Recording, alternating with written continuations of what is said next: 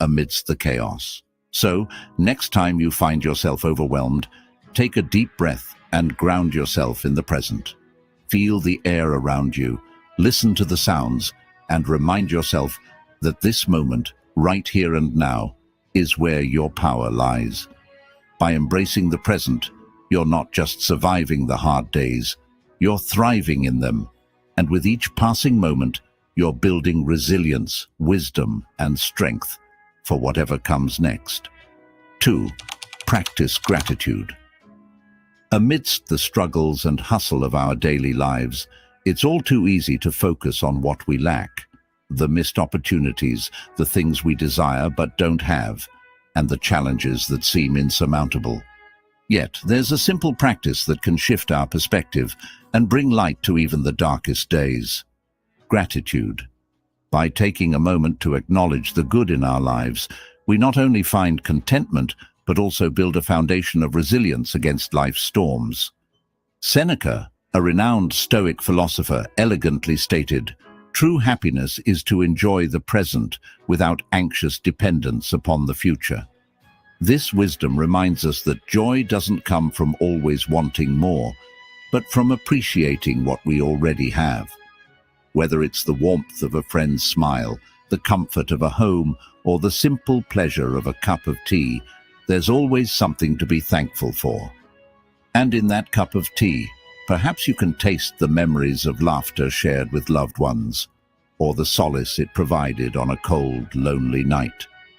By recognizing these moments and cherishing them, we cultivate a mindset that sees the silver lining in every cloud. Gratitude, however, isn't just about acknowledging the good times. It's also about finding grace in our struggles. Every challenge we face is an opportunity to grow, to learn, and to become stronger. So, when the going gets tough, remember to pause and find something, no matter how small, to be grateful for. This practice won't change the situation, but it will change how you face it. And often, that makes all the difference. 3. Cultivate inner strength. Life's journey is much like sailing on vast, unpredictable seas. Some days are calm and serene, while others bring fierce storms that challenge our very core. It's during these tempests that our inner strength becomes our most valuable asset. This strength isn't about physical might. It's about the resilience of the spirit, the fortitude of the mind, and the courage of the heart. It's that quiet whisper in the midst of chaos, urging us to hold on just a little longer. Epictetus, a Stoic philosopher of great renown, once proclaimed, "It's not what happens to you, but how you react to it that matters." These words serve as a beacon, guiding us to understand that our reactions, shaped by our inner strength, define our journey. External events, no matter how daunting, have power over us only if we grant them that authority. By cultivating a robust inner self, we can face adversity with grace, turning obstacles into stepping stones towards personal growth. Building this inner strength requires consistent effort. It's about daily choices, small acts of courage, and embracing challenges as opportunities for growth. It's about seeking wisdom, learning from experiences, and understanding that every setback is a lesson in disguise. As we nurture this strength within, we not only equip ourselves to weather life's storms, but also to sail towards horizons we once thought unreachable. Remember, it's not the absence of challenges that defines a fulfilling life, but the ability to rise above them with unwavering inner strength. 4. Practice patience. Have you ever watched a flower bloom? It doesn't rush to unveil its beauty. It takes its time, unfolding petal by petal, revealing its splendor in its own perfect moment. Much like that flower, our lives too have a rhythm, a pace at which things are meant to happen, and just as the flower doesn't hasten its bloom, we too must learn the art of patience. Each time you held a loved one's hand during a silent moment, wasn't the unspoken bond felt more deeply than words could convey? Marcus Aurelius, the Stoic emperor, once mused, "Time is a river, a violent current of events, glimpsed once and already carried past us, and another follows and is gone." This profound reflection reminds us that time, with its relentless flow, carries with it both challenges and triumphs. Our impatience often stems from a desire to control this flow, to hasten the good and avoid the bad. Yet, true strength lies in understanding that we cannot command the river of time, but we can choose how we navigate its waters. Patience isn't merely about waiting, it's about waiting with purpose. It's about understanding that every moment has its significance, even if it's not immediately apparent. When we practice patience, we're not just biding our time, we're actively preparing, growing, and evolving. So when the right moment arrives, we're ready to embrace it fully. So the next time you find yourself growing impatient, remember the blooming flower and the flowing river. Understand that your moment will come, and when it does, it will be worth the wait. 5. Understand what is within your control. Life's a bit like a stormy night. Thunder rumbles, lightning strikes, and the wind howls, trying to knock you off your feet. You can't command the storm to stop, nor can you dictate the path of the lightning. But you can choose to light a candle, to find shelter, to hold tight to what keeps you grounded. It's not about controlling the storm, but understanding what's within your grasp and what isn't. Epictetus, a Stoic thinker from a time long past, whispered a truth that still echoes today. We cannot choose our external circumstances, but we can always choose how we respond to them. It's a simple yet profound realization. We waste so much energy fretting over things beyond our reach, things we can't change, no matter how hard we try. But what if, instead, we focused on what we can influence? Our reactions, our emotions, our decisions. These are the candles we can light against the darkness. So, when life's tempests rage, remember this: you have the power to choose. You can't halt the rain or silence the thunder, but you can decide how you'll dance in the rain, or whether you'll cower from the noise. Recognizing what's within your control is liberating. It's the first step towards not just enduring life's storms, but thriving amidst them. And as the dawn breaks, you'll find that the storm wasn't the story. It was how you chose to face it. 6. Learn from adversity. Imagine for a moment a blacksmith forging a blade. The metal, once raw and unshaped, undergoes intense heat and forceful hammering. Yet, with each strike, it becomes sharper, stronger, more refined. Similarly, life's adversities, though they may seem harsh and unyielding, have the potential to shape us, to refine our character, and to mold us into better versions of ourselves. Seneca, an ancient Stoic philosopher, once declared, "Difficulties strengthen the mind, as labor does the body." These words, though centuries old, resonate with timeless truth. Challenges, setbacks, and hardships aren't mere obstacles in our path. They are opportunities. Opportunities to grow, to learn, and to discover strengths we never knew we possessed. Every trial we face is a lesson in disguise, waiting to be unraveled. Embracing adversity doesn't mean seeking out hardships or reveling in pain. It means recognizing the inherent value in our struggles. It's about shifting our perspective from seeing challenges as burdens to viewing them as stepping stones towards wisdom and growth.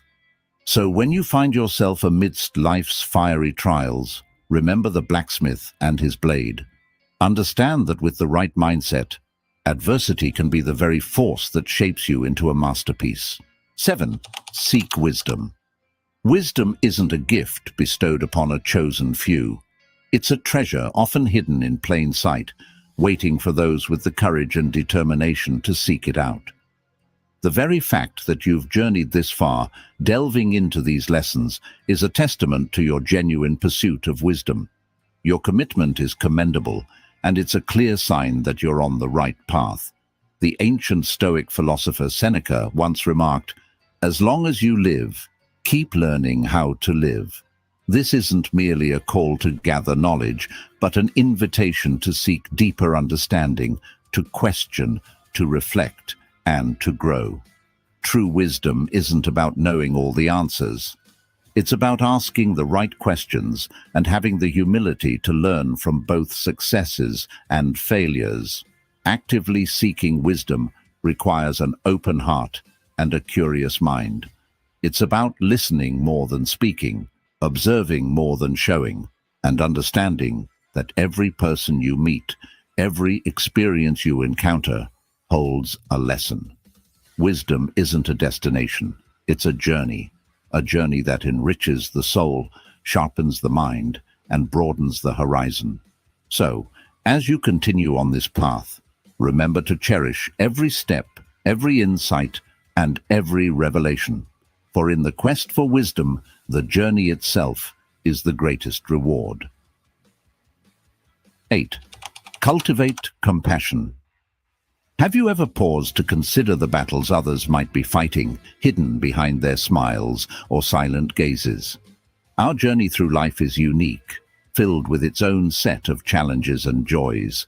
Yet, amidst our personal struggles, there lies an opportunity, a golden thread that can weave us closer to others. The act of compassion. Marcus Aurelius once said, "What injures the hive injures the bee." This sentiment, though simple, carries profound depth. When we extend kindness, understanding, and empathy towards others, we're not just aiding them, we're nurturing the collective human spirit. Compassion isn't just about feeling pity or sorrow for someone's misfortunes. It's about understanding their pain as if it were your own and taking steps, however small, to alleviate it. Cultivating compassion requires a conscious effort. It's about listening more than speaking, feeling more than judging, and acting more than merely observing. In a world that often feels divided, compassion serves as a bridge, connecting hearts and mending wounds. By embracing this virtue, we not only uplift others but also find a deeper sense of purpose and fulfillment in our own lives. After all, in the grand tapestry of existence, our threads are interwoven, and when we choose compassion, we're choosing a richer, more harmonious design for all. These 8 Stoic lessons will fortify your resilience, serenity, and determination during challenging times. By embracing them consistently, you'll be equipped to lead a virtuous and content life amidst the chaos and unpredictability of the world. But don't just take my word for it. Put these lessons into practice and witness the transformative results. Exciting news! We'll be making a special announcement soon. Stay tuned so you don't miss out. If you found this video valuable, please give it a thumbs up, share it with your friends, and comment below with "I will keep going" or "I never give up." Greetings, folks. We're back at it again, doing the best broadcast ever in history.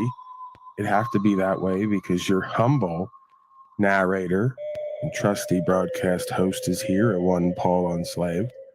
Shadow banned as I am, they cannot stop the white gorilla because, you got to own it.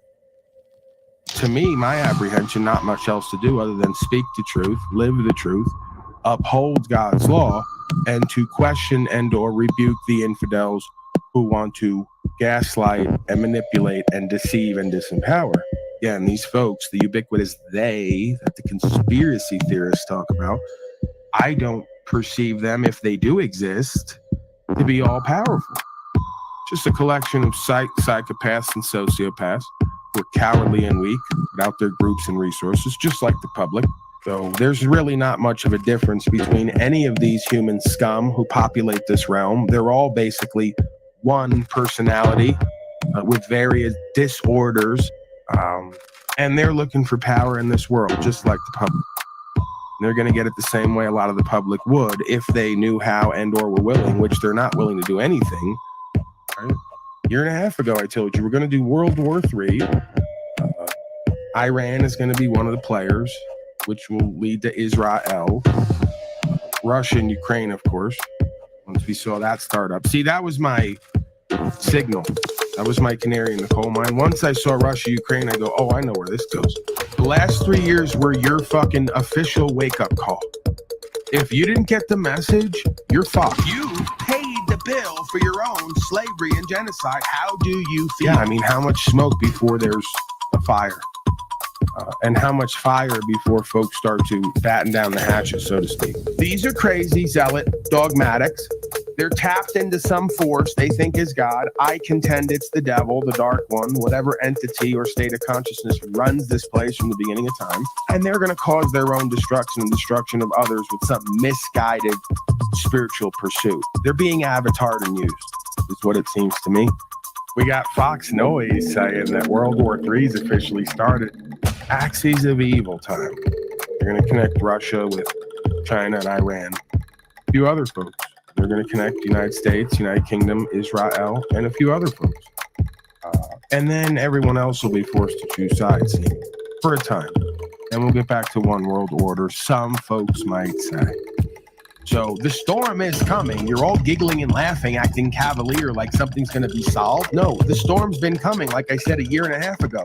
They're going to shut this place down. They're going to torch the economy. They're going to move the floor under you. And a lot of you are going to be out in the street begging for food.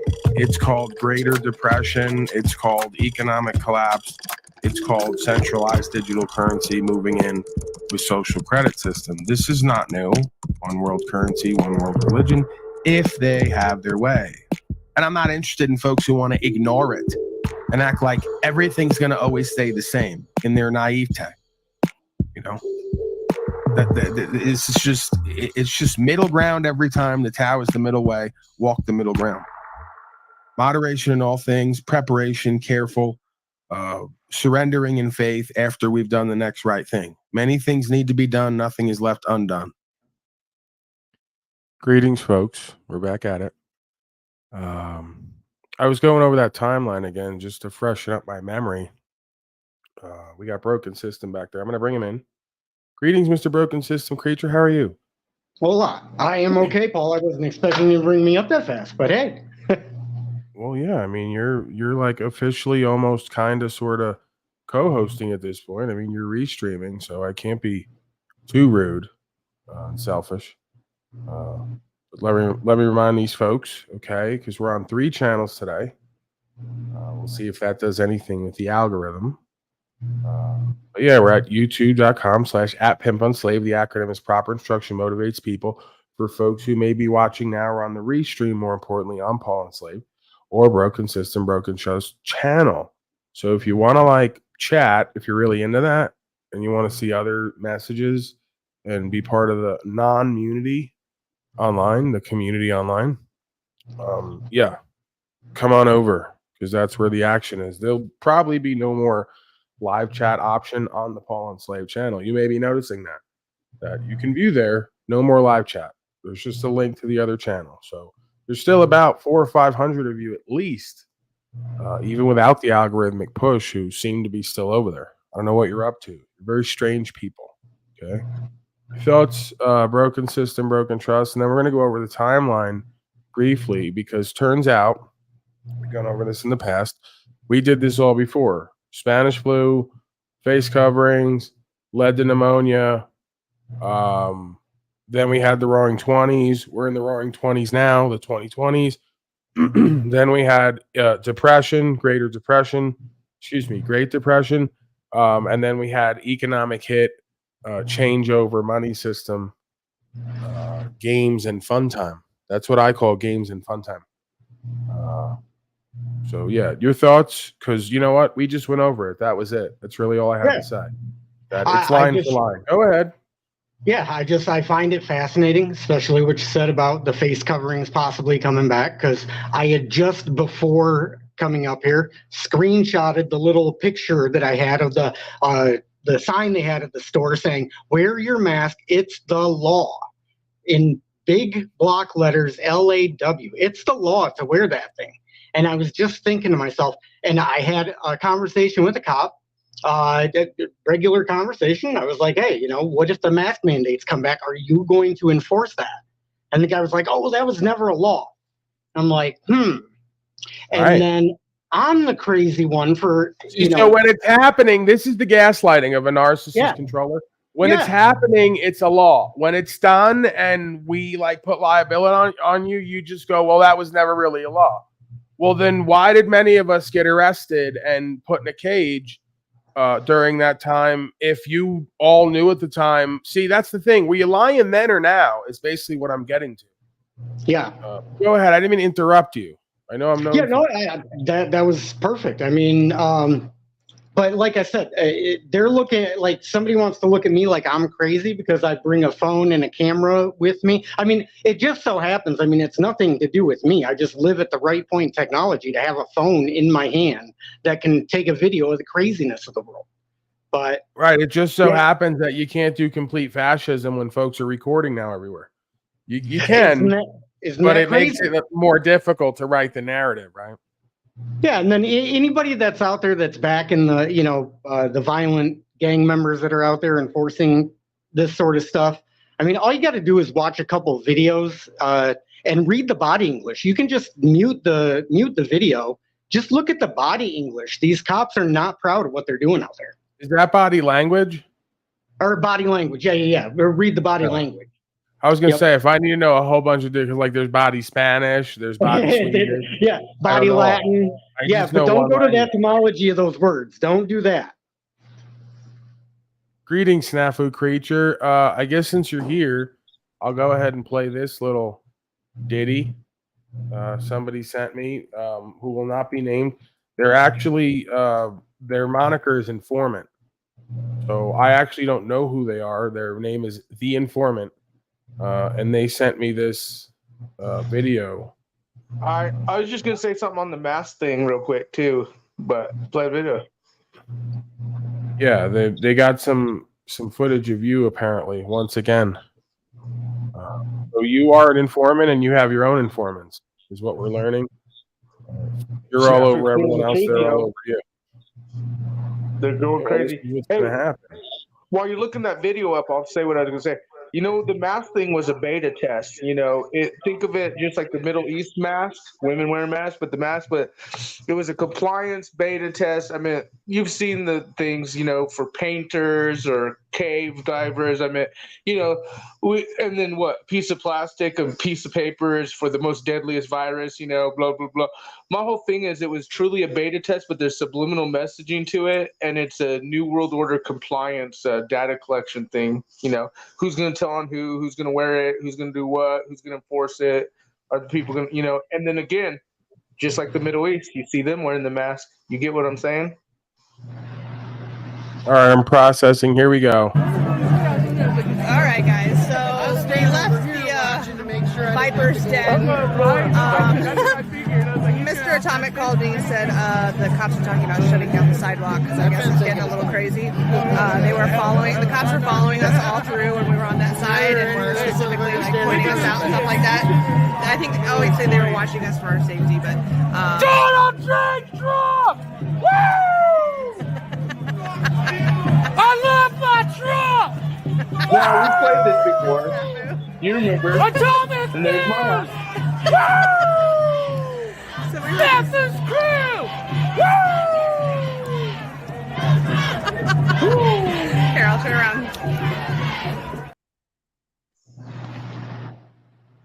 And that sometimes you gotta shut the fuck up. And this current time is just one of those times you gotta shut the fuck up. I don't think you're a bad person. I just don't want to hear your subject anymore. I told everyone I was the InfoWars. I was on that Trump train shit for a minute at first. Yeah, you were screaming and yelling Daddy's name. You needed Trump's dick in your mouth so bad. Yeah, I was. And you know what? That's because of the things going on. Again, these are players, puppets. It's Cyrus, Isaiah. You're never going to get a video like that about me. It doesn't exist. 45. Nothing like that exists. Says, right? When it comes to me, you're never going to get anything like that. You know what Isaiah 45 says, right? Just like Trump 45. prophecy is being fulfilled at the highest rate. Trump's a puppet tard too. Fact check about it. The elites. I was on that fucking kid. You were Trump tarded out, bro. Yeah, I was. You had the TT syndrome. I was Trump tarded out. I was the other tarded out. I was a slave in many ways. I believed in big pharma. I believed in truly big pharma at one time. You know? Oh my God. Well, I got a Pfizer advocate who's been commenting on my streams lately. Yeah, I know. It's happening. But no, I mean, they're pulling up old clips because, you know, Snafu Crew and us and the Truth Here are pointing out relevant on day, like present optics. These guys are showing optics from what? That was 4 or 5 years ago? About 5 years ago, maybe 6, you know, 4. All right. But I just want to point out these fucktards know we're pointing out present optics. You know, so yeah. Piece of shit. I'm fucking sick of you. Yeah, I've been doing shit for years. Foot on the ground on Snafu Snaps. Bro, Ian's all over you lately. I know. I'm not sharing He's the all gas over you and the crew. He's got your number, bro. It's because I haven't been sharing the petrol with him. Like, he gets 86 while I get like the 91 thing, you know? His bottom G's all over you too. He's pissed. It's like, why do we have to hear about Snafu already? We're sick of it. Notice Ian China and then this G guy. The G guy who basically was, remember his first name was Andy Taint G something, but when I clowned on his ass, then he changed it to strictly G, but kind of laughing at Pathetic Warrior here with the G. It's sad because he is an Andy Taint motherfucker. So that's the informant down there who's been spying on you as well. That's him. Wee. Trump tard alert. Yeah, it's okay. It's nothing that we haven't gone over. You and I have gone. Remember? So what now? What's going to happen when Venus and the rest of the granny panties get a hold of these optics? They have the optics. The fact that I got them putting crusty period underwear fucking on their head, yelling, man. "Fuck you, Snafu! Granny panties got nothing." Sure, I wore a Trump hat. All right, we're gonna have to transition. We're gonna have to. Hey man, just want to let you know that sometimes you gotta shut the fuck up. And this current time is just one of those times you gotta shut the fuck up. I don't think you're a bad person. I just don't want to hear you talking anymore. You gotta shut the fuck up. Right. So we're gonna move right along because I feel like there's not much to. There's the feedback. No, there's not much to that. But the math thing was huge. Like I was telling BSBT, think about it. It's subliminal messaging dealing with the Middle East optics, INS optics, but also compliance and data collection optics on the people, businesses, companies. Basically, what you're saying is indirectly optics are high. That's what I'm getting. Yes. Okay. Well, and then if I could just speak on that real quick, because one of the things I noticed that was fascinating, at the library, they have the sign up and everybody's paranoid. And the librarian, she was telling me how they're doing extra disinfecting at the library. You go to the police station, nobody's wearing a mask. Nobody cares. Right. So to me, that was just a huge indicator of what it was really all about. Your thoughts, Snafu Creature? It wouldn't really matter. Like I said, the messaging with the mask has to do with Middle East optics, but compliance. Think about it. For painting, you have to wear like a really big mask. You know, for the most deadly disease, a tampon over the face.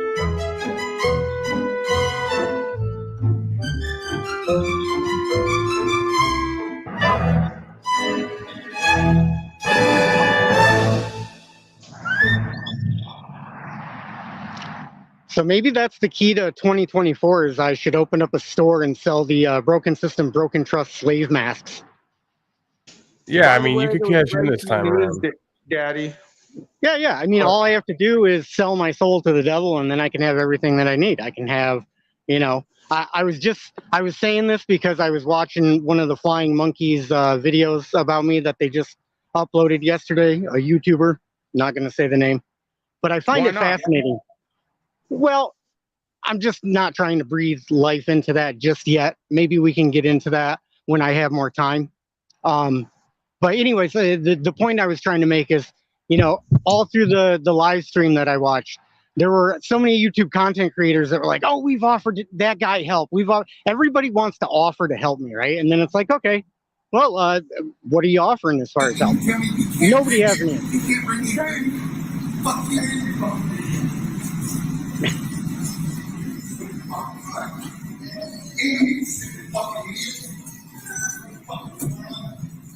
Bye, have a great day.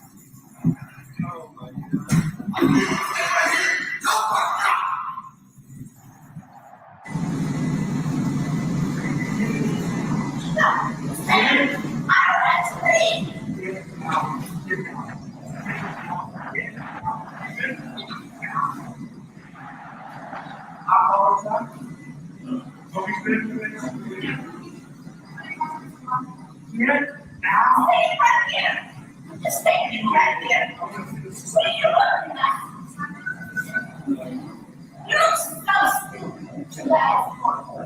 Mask fighting. Slaves are mask fighting. Yeah, mask fighting. And see, all I have to do is join in with the other flying monkeys to try to convince the world that the people that are crazy are the ones that have the masks and are fighting the folks without the masks. That's all I have to do is help convince the masses that the crazy You don't have to ones- convince them of anything, though. I say we go deep with this. We jump on board next time, right? We push the masks. We make all types of designs. You know, just give them what they want, man. Why are you so against these people getting what they want and need? Maybe that is the answer. Just mock them right to their face, literally with a face mask. You know, call it a slave mask. Let's you could offer white gorilla masks. You know what I mean? Yeah, Richard Nixon version. Yeah, Like the Halloween one. right. And then just make sure that the white gorilla is positioned on the mask where the ass is I'm like. so tired of shitting- these people. I don't even want to interact with them. I just go, let's just double down, give them their slavery and genocide. Let's get it over with. You know? See, and that's the biggest struggle for me is that I maybe it's just foolishness on my part. I don't know, but I just can't give up on the fact that I'm just thinking folks are going to open their eyes at some point. I don't expect everybody to go with a camera and document the craziness in the world that's going on. You know, I don't blame anybody for not wanting to do that. But to just completely ignore it or act like it's not happening. is Lock just them down, ridiculous. man. Lock them down for safety. Yeah. That's where I'm at. Lock them down. I mean, there's a whole plot full of land that's right here that's for sale. So if anybody wants to, you know, buy a plot of land, it's right on the lake. And basically, this is in a township. This is my local township, and they basically there were a bunch of homes in here. It was a trailer park, and then the city or the township, I should say, the board made a decision to. Lockdown. Well, here's a DJ that's got the jams on lock. Well, long story short, they basically my- bulldozed this place and cleared everybody out of here. Yet they have a plan to redevelop this area. And I'm thinking to myself, I wonder what came first, the plan to develop this area or them kicking everybody out? And then once you know the plan came first, they were planning on redeveloping this area. Then all of a sudden they come up with the reason they have to kick a bunch of people out of this Right. parcel Just of like land. Gaza. I say we do the same kind of redevelopment campaign over there. Yeah. Yeah. We're bringing in some new business, new opportunities. We gotta have these earmuffs Go ahead, on. That's all continue. kind of loud. I hear development going on in the background. Go ahead, continue. So yeah, that's about all the time that I had. I have to go apply my. I got to run out of the battlefield because it sounds like I'm about to get bombed. No, it's not a battlefield. That's the thing. Don't call it that. This is sustainable development.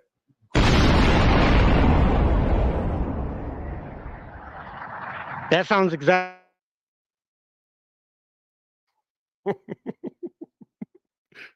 All right. We're gonna have to. If I can talk to your audience for just a split second, I did do that jurisdiction video. If everybody can just share that, it's about getting the truth out there about this sort of stuff. And I was thinking long and hard about this, is that Like, if something can be destroyed by the truth, then let it be destroyed.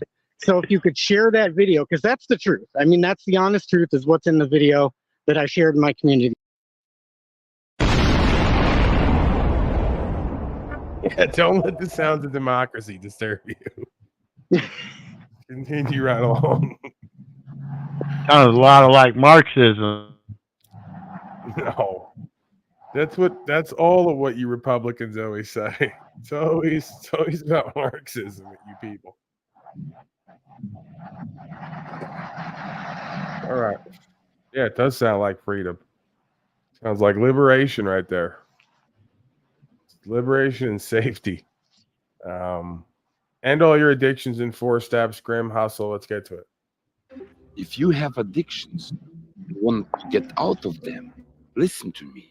I know addictions. I have found 4 steps to conquer them. Step 1, it all starts with bad moments, like letdown, disappointment, loss, shame, rejection. You have to understand your triggers. Step 2, if triggers happen, you feel bad. An addiction talk to you. Come to me. I give you relief. I give you comfort. Nice life, bitch. Addiction, it's like a dirty whore. She pretend to be your girlfriend. Грязная шлюха, понимаешь, блядь? Step 3, you do not need a whore nor a girlfriend in the weak moments. When you're triggered, you need instant rituals. They make you strong. Try 25 push-ups on your fist or 5 minutes of silence, counting your breath to 100. По-любому что-то из этого сработает. Я тебе обещаю, братан. You feel more yourself, братан. Делай это. И не будь, блядь, зависимым, уебаном, нахуй. Step 4. After that, repeat the words. I don't need you, сука. I only need myself. I only need myself, блядь. If you wanna go deeper, hit the link under the video. Or I hit your face on the street, маленькая шлюха. Be honorable. Спаси, сохрани.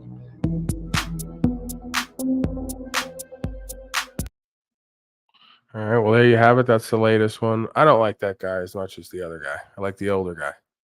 So they should stick with him, okay? He doesn't have much time left, so get all the content out of him you can. Let this guy work on his presentment. Okay. I'm going to go ahead and thank Pedro Castillo, my Latino angel. Thank you, Pedro, for your contribution.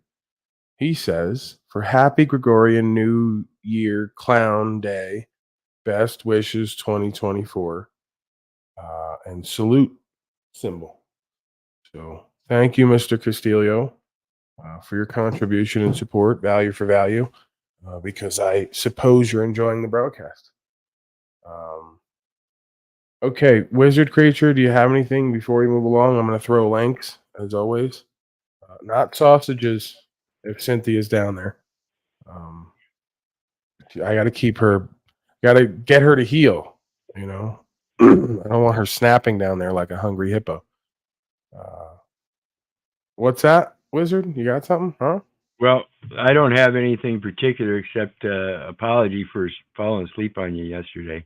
I just couldn't hang any longer. Listen, it's not your problem. All right, if you want to come on broken mics and fall asleep on the job, it's everyone else's problem, not yours. I gotta agree there. I gotta stick to my guns. You got a very flow state work ethic. Yeah, the word is came from You Tell Me who he was working with. Big surprise. Slow state was everything I said he was. They just didn't know it. So Paulie Boy was right again. What else is new? I'd rather be right than president. It just works out better that way. All right, we're gonna go ahead and move along. Breaking slave news. Why the hell not? There's so much. Oh, I forgot. We got to finish up. We don't have to, but you people down there, you folks in the chat box, watchers, waiters, celebrators, haters, whoever. Do you want the Elon Alex Jones? I guess it's in the title, so we got to give him some of it. We'll see. We'll judge the numbers, right? If numbers start rising, or hold steady, then they want Elon. They love Elon anyway, I think. Alex Jones, of course. If not, I'll move on because we never finished up the amazing conversation about how they're going to save us from ourselves. So let's finish that up, I guess, or at least start it. See where it goes. Elon. Keep cleaning up the code base and simplifying it and providing more transparency and providing more clarity and obviously improving freedom of speech and getting closer and closer to the law. And I just want to say with respect to the law, I am a strong believer in the law. So you'll sometimes read an article where it sounds like I'm some crazy maverick who just likes breaking the law. It's like I am subject to so many laws that I might be hundreds of thousands of laws, maybe millions. When you think about Tesla and SpaceX and Starlink and all the countries that they're in and all the regulatory regimes and all the rules and regulations that we have to adhere to. And the amazing thing is how closely we actually adhere to the law and follow the law and do what countries believe is right and legal. And once in a while, in a very rare case, I might disagree with the law or regulation, but we will not willfully violate it. So what I'm trying to say is I'm extremely law-abiding. Elon, I totally agree with you. I don't know how you have the energy. People talk about Trump's energy. Your energy is insane. Where does your energy come from? Going back to being a child, did you because we know the universe is a loop or a figure eight, it doesn't just go in one direction. Did you have inklings of the big things you were going to do? Or when you were a child, did you have any foresight about what you were going to be doing? No, not really. I just I liked technology and like taking devices apart and fixing them and building things, and I loved science fiction, fantasy, like Lord of the Rings and Heinlein and Asimov and Star Trek and Star Wars, and that's and I didn't know what I was going to do. I liked programming computers. I found programming computers to be intrinsically interesting. Not because I thought I'd have a job. Actually, I didn't think I'd have a job. I know you could even make money writing computer software, but I was just interested in it in and of itself. So I'd program computers all night by myself, which is not, it doesn't appeal to everyone. That's, I think, actually quite an unusual thing to want to sort of type strange symbols into a computer all night, essentially by yourself, is not what most people want to do. But I did like doing that, and but also like hanging out with friends and stuff. But no, I didn't think any of this would happen. I would say I have a philosophy of curiosity, which is that trying to understand more about the nature of the universe and our place in it, and that's why I studied physics, not for career reasons, just try to understand how the universe actually works and what has good predictive value, and physics has got very good predictive value, so that's why I studied it. Then give us your predictive value, gut level. Elon Musk. This is like beyond any Hollywood movie where we're at right now. Does humanity survive? Gut level. You've got all these great children. That means you bet on humanity. Do we make it to the next level? And what is the next level? Elon, you there? Sorry. While yeah. Waiting for, yeah. You need one needs to think of the future as probabilities and not certainties. So then any given action that we do can affect the probability of a good outcome. There are no certainties that I can determine, or at least I don't have a crystal ball that can. So we're changing the future. Yes, I think by our actions we can individually take actions that improve the probability of a good future and the furtherance of civilization. And I think we should take those actions. And some of that involves we got to have kids, or there won't be a next generation. And we've got to educate them well, and I think like I said. So don't hold on. Civilization. Let me ask this question, Elon, because you're obviously a genius. We're here talking to you right now. Don't predict the future. Be the future. Yes, the best way to I think, and I forget who came up with this, but the best way to predict the future is to create it. Yes. I do want to. Jason Calacanis is here, and they've started. Yeah, let me go to Jason quickly, Salam, and I'll go to you in a bit. Jason, a quick question to you first. Would you have Alex Jones on the All In podcast? Sorry to put you on the spot. Well, I have him here now, so would it be okay if I asked him 3 questions? Please, go ahead. Yeah, but Elon's far Alex? more fascinating. Please ask Elon questions. Jason. Well, Alex, my first question for you is I'm curious if you'd be willing to answer 3 questions about the Sandy Hook parents. Oh, great. Yeah, sure. Go ahead. Well, I mean, you now have your freedom of speech and you're here. So I think a lot of people are wondering what theory or evidence led you to believe that that was a fake, staged situation. He's already answered these questions. Yeah, every Well, time no, I but we're did here on this- Spaces for the first time. Let's ask him. No, he already answered this like 40 minutes ago. Yeah. Let me answer this. Everything I say is misrepresented. You'll say I'm saying it again. I believe it happened, and I'm sorry, and I apologize, and I'm done. Okay. And so what did you get wrong about that situation? Like what led you? Because you've investigated these situations many times, right? That's kind of what you do as a journalist or an entertainer. And so what did you get wrong there? And then Elon, what let me real answer your world question. harm did it do? Let me answer your question. I respect Elon. I answered his question. I said it's probably the last time I'll ever talk about it. I'm not going to live in Groundhog Day. I believe Sandy Hook happened. I've been through hell over it. I was not the guy that first questioned it. PR firms blew it up and made it my identity. It's not my identity. My identity is humans' future, Team Human. What Elon Musk is doing, I'm never talking about it again. That's your answer. Got it. Okay. So what would you do differently in the future, when going after some conspiracy theory like this? And do you believe that when you go after these conspiracy theories, they can have real world harm, i.e., your fans knocking on the door of Sandy Hook parents? Yeah, I get it. If I would comment on what people are saying on the internet on something that has 50 million views, I will be blamed for their questioning. So I'm very careful about that now. I didn't realize I had 30 million viewers a day back then because I wasn't looking at the analytics. But yeah, I've learned a lot of lessons that the media and PR firms will misrepresent what I'm saying to then attach themselves to me and play victim. So I'm not talking about. Yeah, the person down there was speaking about Michael Saylor, I believe. I don't necessarily know Michael Saylor to be scamming. I have no reason to believe he doesn't believe what he's saying. He just keeps acquiring Bitcoin. He says, it's a digital gold, store of gold.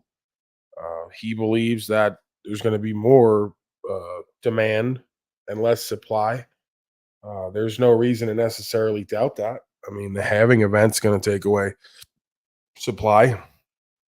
When it comes to the miners, if they approve this Bitcoin ETF, demand will go up. Therefore, the law of economics dictates essentially that the price will go up. This isn't that hard. Whether or not that'll pan out, where that all goes, I tend to believe short term that may pan out. I just believe that most of this stuff is a long game, right? So I believe Michael Saylor believes what he's saying. I think that short term he may be correct. I think that he's going to double, triple, quadruple his holdings. And I think over the next 5 to 10 years, they're going to move the floor under us as I've been speaking. They'll change the king of the mountain of digital currencies if it's possible, which I believe anything's possible. If they can make folks believe absurdities, they can make them commit or fund atrocities. With that said, I mean, you can't get any more cliche, right? So ultimately, the power differential exists because there's an information differential. If you don't know what you need to know, or you don't know how this works, or you don't know who the players are, not necessarily individually, but again, BlackRock, So when BlackRock and JP Morgan step forward to start handling Bitcoin ETFs and the rest of it, we tend to think we know where that goes. It's the usual suspect scenario. So I think I'm done with Elon for now. And Alex Jones, they don't seem to care. Folks aren't really into it. Oddly enough, these folks would rather hear me speak, it seems, even if I repeat myself, as I do oftentimes, about the macro climate, macro environment. They don't want to hear from Elon, Alex Jones, Andy Tate, and the rest. I guess it's too far from home. Your thoughts, Mr. Wizard, before we move forward? I kind of try to ignore all that stuff. I'm still kind of imbued with all my own shit with trying to get the estate settled, but When we think about that stuff, even the blockchain, no matter who's developing it, the blockchain is based on the information that you're putting into the electronic records and not any kind of documentation. So again, we've got to realize that the value is something that you have to put into things. Nothing really has any real intrinsic value except by objective views. And no matter how objective that view is, if I don't hold value in gold because I think I can grow tomatoes better by using tomato seeds, then I'm going to grow my tomatoes rather than trying to grow gold. So there's the principal foundation, is how you grow and what you grow. I'm not here to grow gold and materialistic wealth. So I think I see a lot of things from different perspectives than most people, and that's to my own fault and detriment most of the time. Yeah, I mean, I don't think that we have to do this or that. I think it's a bit of this and that. You know, if you do what you're good at that you love to do, and you bring product or service or value to other folks' life, and you get value back from that, then you diversify that value back out, right? So, again, I think everybody should be as responsible and accountable for themselves and their family as they could be. Set themselves up for the future as much as possible. You never know what can happen. Folks can get sick, whatever the case may be. Nothing necessarily too worldly or evil or wrong with that. I think it's the greed factor that causes the self a problem. I think it's the desire which causes suffering or leads to suffering, doesn't cause it. And I think it's the inability to trust or live in equity, where you don't see any value in direct relationships with life on life's terms, but rather what you could get out of it, if that makes sense. And that's a slippery slope and very easy to fall into, especially when we have a habit, if not doing the self-fulfilling prophecy with ourselves and each other, projecting out the subconscious and creating the self-fulfilling prophecy by what we think we experience. So I don't know if I'm languaging that out as good as I could, but basically all I'm saying is you could live a whole life thinking you understand yourself and others, but have a tainted perspective that leads to a tainted memory of the tainted experience. Right. So now you're like my father and others go around telling me what you know about men and women or life and money. And it turns out you do know that from your perspective, but your perspective is flawed. Right. And that's where then there has to be an ego checker. So once we realize how suggestible and susceptible to manipulation and influence the human creature is, the faster we could recognize we're not special, we're not unique, we're not individualized as much as it seems to be. All right. There's definite overall trends and tendencies, like I spoke about in the beginning. Spoke about it on the side of the road with Valdez. This has all been done before. We did this all already. You got the same people doing it who wrote papers about it and what it all is, and you can go read about it. So, I'm not going to take up too much time. I'm not going to focus on it too much. I'm sure if it happens again, there'll be plenty of content for the channel to be shadow banned more or again. But other than that, I'm not going to work myself into a fury or into a fit, trying to resist these folks' dysfunction and mind and heart control. Right.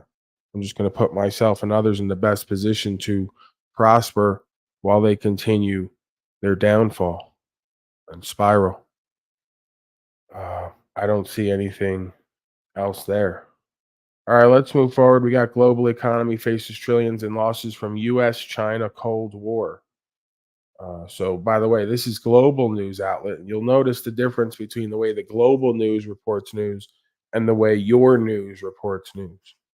Right. So, according to Lakshmi Paki here, she says there's a Cold War going on with U.S. and China. We weren't told of that directly.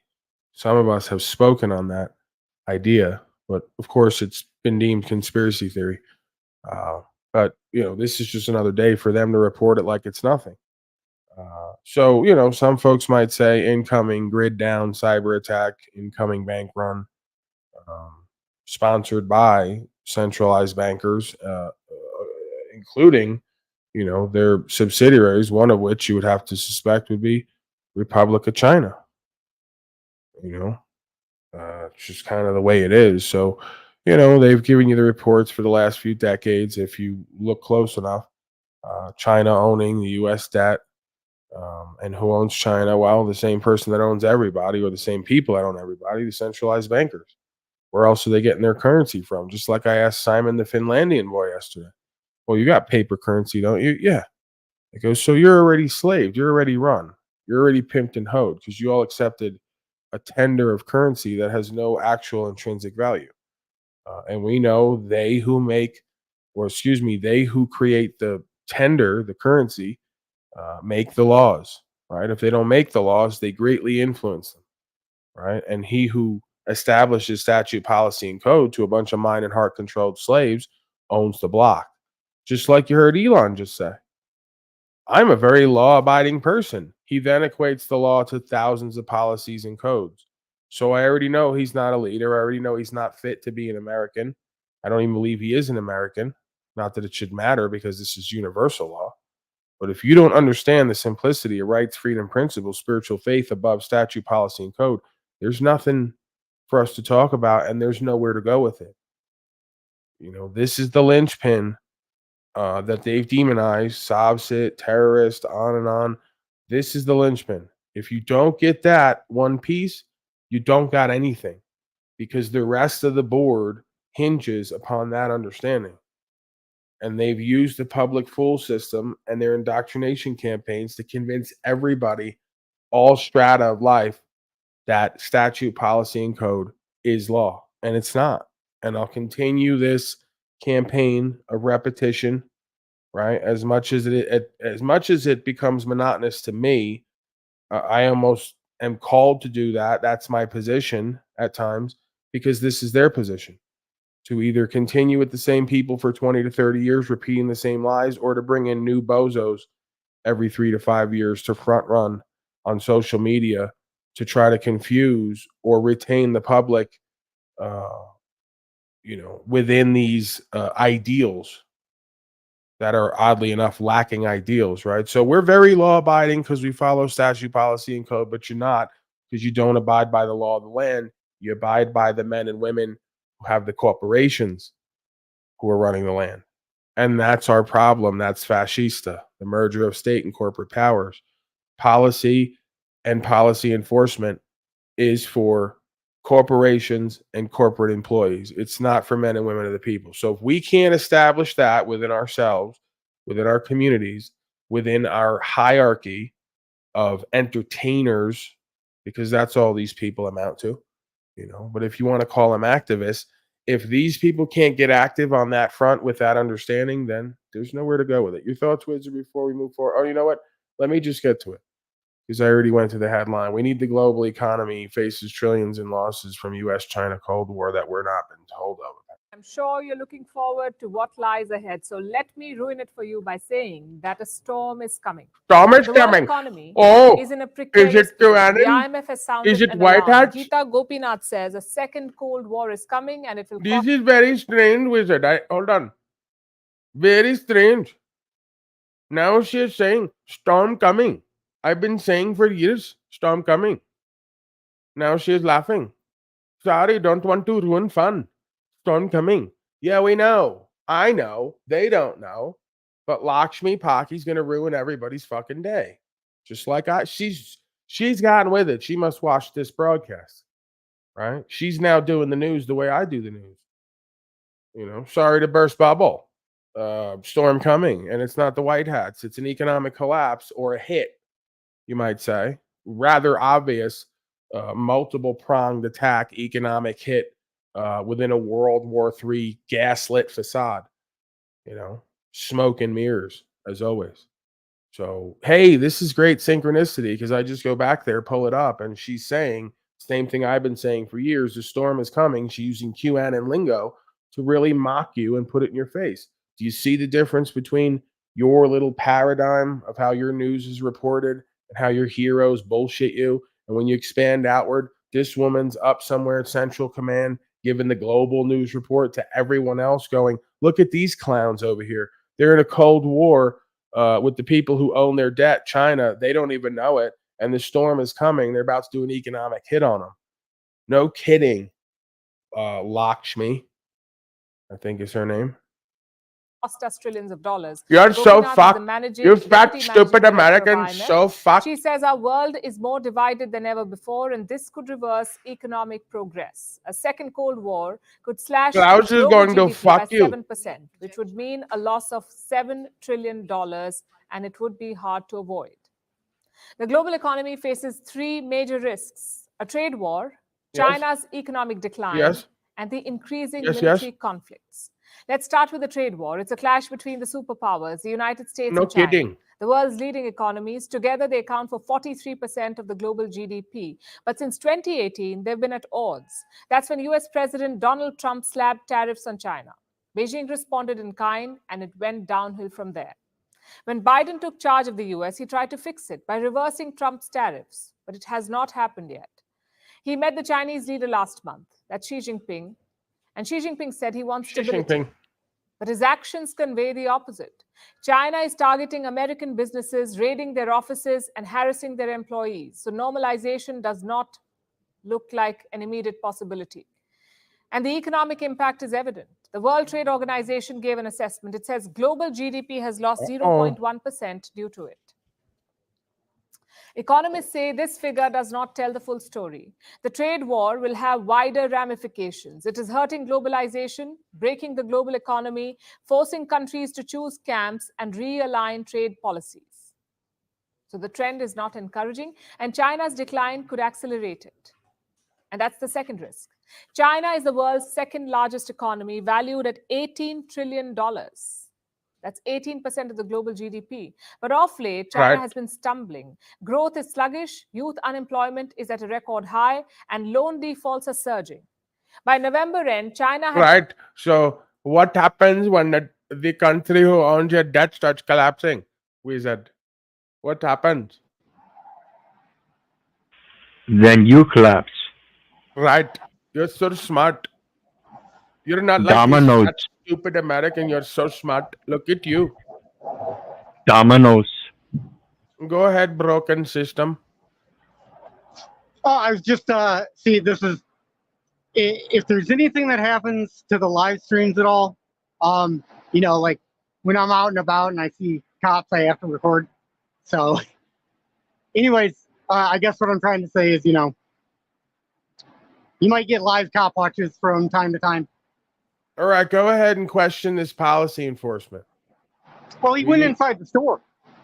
Well, what's he do? So he's on the clock right now, and he's shopping. Well, go investigate him. I believe go so. audit the audit. He's fucking doing Sunday shopping on the clock. What's up with that, bro? Yeah, you gotta get it. You gotta get the first step on him, bro. You ain't investigating me. I'm investigating you. Right. Tell him storm is coming. Tell him economic collapse. Storm is coming. Tell him cover his face for safety. Storm coming. Well, he's in the smoke shop. What the hell's he doing in there? Oh, he's in a smoke shop, huh? No. Go to get in there. Is he doing business? Hold on. Yeah, Is he doing business? Oh, Wizard, you're gonna have to audit this guy right now. Hello. Hello there. How you doing? Good. Sorry, I was on a live stream and everybody saw the cop car, so they wanted to come in and investigate. Oh, okay. I'm on a live stream. Oh, how's it going, man? Any questions you guys would like to ask? Yeah, what's he doing? Playing lotto? Hoping for early retirement, huh? Yeah. He seems to at least be in good spirits. Yeah. Yeah, this is Waterford Police, by the way, which is, I published a cop watch earlier today that had Waterford in it as well. Apparently, they don't really get a lot of First Amendment training. All right, let's get away from him and whatever he's doing in there. He's probably not up to no good, right? We'll just presume that he's on his best behavior. But is he aware of the kind of the disconnect between policy enforcement and the public, right? That's this a great idea of question. legal and lawful. That's a great question. I'm sorry, I didn't hear that. Does he understand the difference between legal policy and God's law or the law of the land, right?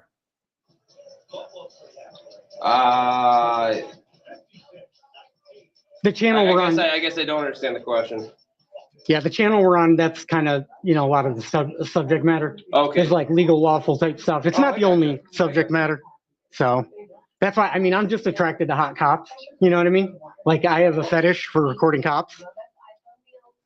All right. Well, that's just creepy and weird. I don't support that.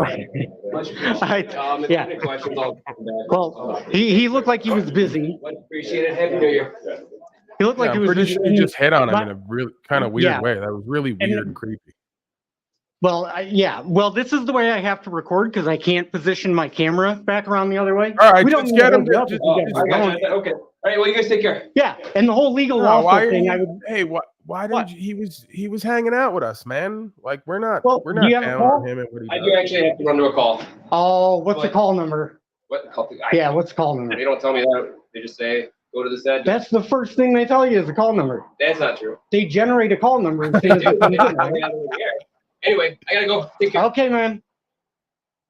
See, you can't You're get a always, straight you're answer. always You being can't- lippy with these guys, though. Well, Like, I'm why not can't we just trying to hang be. out?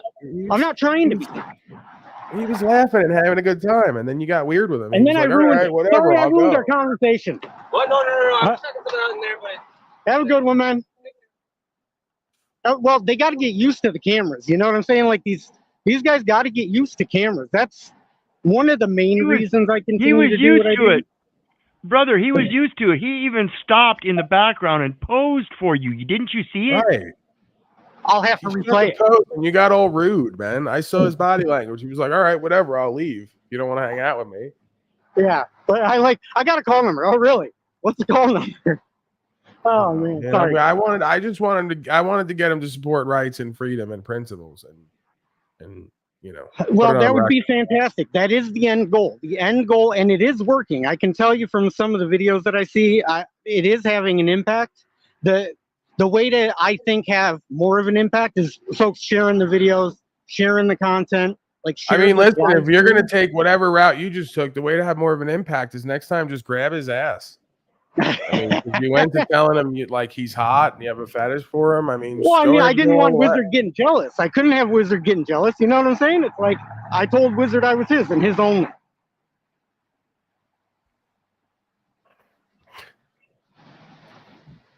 How did I get Anyway, here? on that note, I got to drop down. I did have stuff I was out and about doing, but All right, get the live hell top out of line. here. That guy arrests you now. You're going to act like you don't know why. If you see me come backstage, you better bring me up like right away. This is a horrible showing for auditing and for rights and freedom. I gotta let you go. And the restream too. You fucking I mean, listen, at the end of the day, you can't come at these people the same way every time and kind of, put them off guard, put a camera in their face, then start questioning them. And you got to work it a little bit. You got to read the room. Because if not, they just go, oh, you just want to go around harass police. You just want to make them look stupid and look bad. And it's like, nah, bro, these are people too. They're doing a job. If they don't know what the fuck's going on, well, we can have a conversation or just get them to support rights and freedom and principles because that's all we really need. And I guess you also need to know what that means because it's easy to say that. It's harder to actually live that, I guess. I'm learning. But yeah, I'm kind of staying away from the demonization campaign in the sense of if you folks all want to live into this AI overlay of culture and society and legal society and policy and code, and you all want to pay for it, and this guy's going to go on the clock to perform it, he at least seemed happy, seemed like he was willing to talk. He wasn't being a dick. He wasn't throwing his fucking nuts around, So, yeah, man, at the end of the day, I mean, you got to take what you could get and move with that. Talk to people where they're at. So, Yeah, as soon as I saw that guy posing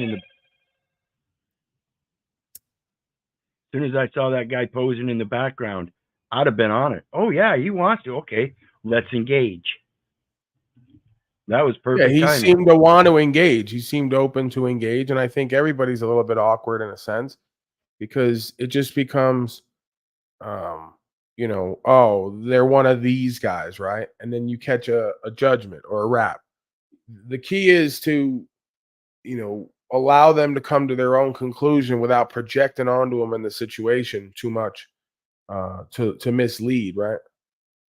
you know. So yeah, I've just kind of learned that it's one thing, you know, I could kind of get into it for the content, but then I'm like, at the end of the day, do I really want to, you know, kick up more dust and put my name out there? He's already out there, right? Oh, every time this guy's with police, he's got to act up and get loud. He's got to be confrontational. You know, now you're asking for issues, right? If you have a real conversation, a real value to bring, you just do that man to man. You plant seeds and then you let it go, because you ain't going to change nothing today, presuming you could change anything ultimately about what these people do long term. They're going to have to do that. They're going to have to become aware and awake. They're going to have to buck up and get some heart and balls and say, we're not going to play these games no more. Go ahead, Wizard. You had something there? Well, I was going to say it's kind of similar to the Johnny Appleseed story. When you're planting seeds, it's about the principle that you're going to come into it and give something to it, and when you walk away, it's going to grow. And that way, if you come back, it's going to bear the fruits that you labored for. Yeah, I mean, you know, I could probably get him on a technicality. What are you doing at the smoke shop? You're probably not supposed to be there on the job. You're probably buying lottery tickets, whatever you're doing. We're being petty at that point.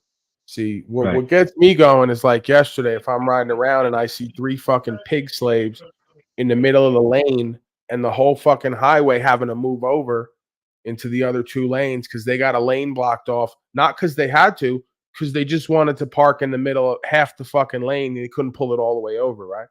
So they got 3 cars, 1 fucking guy sitting in the car there and blocking all the lanes of traffic of people, potentially causing hazards and injury.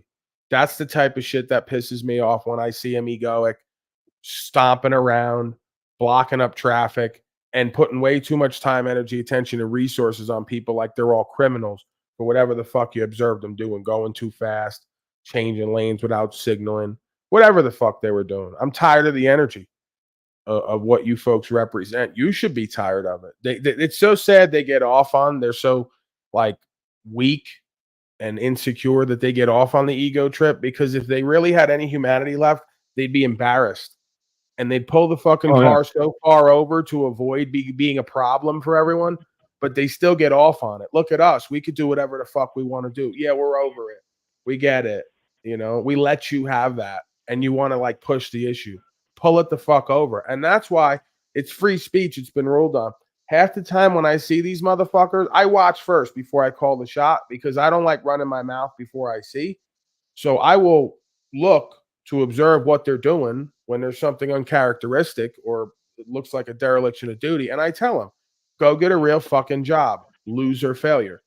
You know, I from time to time, I will do that, you know, and it's perfectly fine.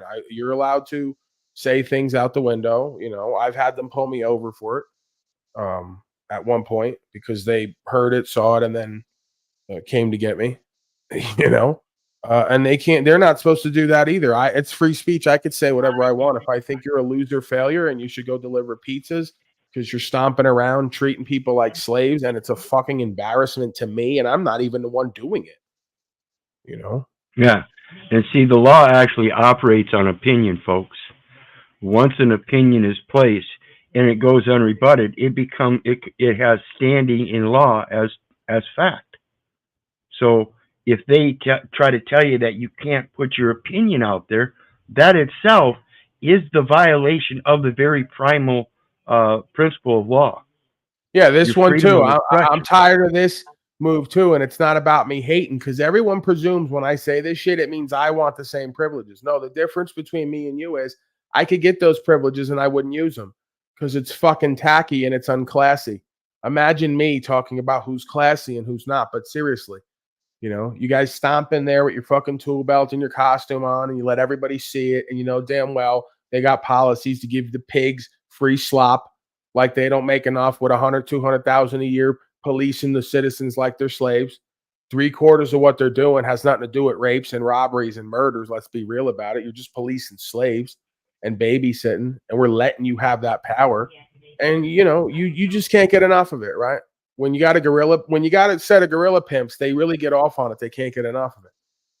You know, they're really not about the game. They're not about the truth. They're not about self-development, self-knowledge, and growth and understanding. They're about just pimping and manipulating and deceiving and controlling and dominating. So, like, you don't think that when you like, this is why you shouldn't do that, because I know you don't care, you're shameless, but when you folks go into Chipotle and wherever the fuck else you go, and you get like 20% off an $8 fucking rice bowl, and we watch you all do it, we just sit there and shake our head. You don't see us behind you to the side of you, but we look you up and down and we go like this to whoever we're with. You're so fucking pathetic and embarrassing, right? And you think you're powerful. You think you're in control. You know, I don't care if you got a boat and a big house. That's even more pathetic and embarrassing. But you wouldn't understand how that works, right? Getting 30% off because you fucking stopped some slaves today for speeding. And that woman behind the counter is making fucking $12 an hour, giving you your free slop or 30% off. You should be fucking embarrassed. But you don't know enough where to be embarrassed and ashamed in life and pathetic. And I'm not touting Trump at all, but one of the aspects we've got to remember about him is he went into that public office and didn't take a dime for it. I call that a lot of integrity. Not I also argue he's not stupid, or his people aren't stupid. And part of the reason he rejected that check was so he would never have to bear the liability of them claiming that he was a servant on the clock and then using the code against him. You know, on some level, he may be able to claim that, well, you know, I was doing a voluntary service. I never took a dime for it, so I'm not subject to your statute, policy, and code because I wasn't technically on the clock like Valdez asked me on the side of the road. That was all voluntary service. It wasn't paid for. You know? Yep. And that's a wise decision. That's integrity. And notice that didn't bring any of his private assets into it. They were never able to expose his tax records because as a private trust, you don't owe taxes unless you're expending money in bonds. He wasn't. He was expending it in real estate. Yeah, well, I mean, this is what these folks are just money movers, like I've talked about many times. You know, they'll tell you cash is king, hold cash, but they don't seem to do that. Everything's held in trust, and then they just leverage that and then move the money. You know, from here to there, from here to there, ups and downs, ups and downs. You know, that's the game. Yeah, if everything operates, if everything operates out of the trust, then you lose nothing. It's the trust, and you can always establish a new trust and build over. Trump's done it 7 times. Yeah, well, I mean, that's the thing is you could argue from one side that there's no success without quote unquote failure. You got to learn how to lose to learn how to win. The other side of that is if you're in his position, you claim bankruptcy because it's about legal policy and legal status. It's not about the lawful when it comes to their game. So their attorneys know how to work both sides of the jurisdiction. They're well aware of it. They're probably not going to tell the rest of the slaves because then they're out a career. They're out a craft that they've taken years to hone and to understand and profit from. You know, and that's just kind of like goes back to the game is to be sold, not told. You know, they're there to represent you. They're not there to teach you the game so you can present yourself honorably or under the law of the land or law of God. You know, they're going to obfuscate the dual jurisdiction and make you believe that legal policy and legal code is all that exists. But then you get them on the side or behind the scenes and they're all involved in the private jurisdiction. They're all involved in the lawful rather than the legal, you know, because again, it just comes down to self-interest. They don't want to do without, they don't want to do with less. They don't want to have to pay United States Corporation. You know, they don't want their property within the jurisdiction of United States Corporation. You know, so this is where you get offshore accounts. This is where you get trusts. This is where you get also too. I mean, a lot of them just work within the system and use write-offs. Obviously, they'll claim, "Oh, I did $10 billion in losses this year because I bought 2 buildings and took 100 people to lunch." Right, and it's all kickback city. You know, it's all moving money. It's all invested in your future. If I take 10 clients out to lunch 100 times throughout the year, they're going to work for me directly or indirectly at some point. It's mafioso. You know, this is where fascism comes from, Italy, and mafiosos involved. Go ahead.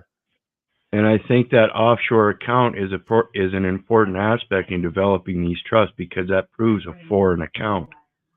This is, again, according to the unregistered registries or securities, the bills of exchange, and the international tax treaty.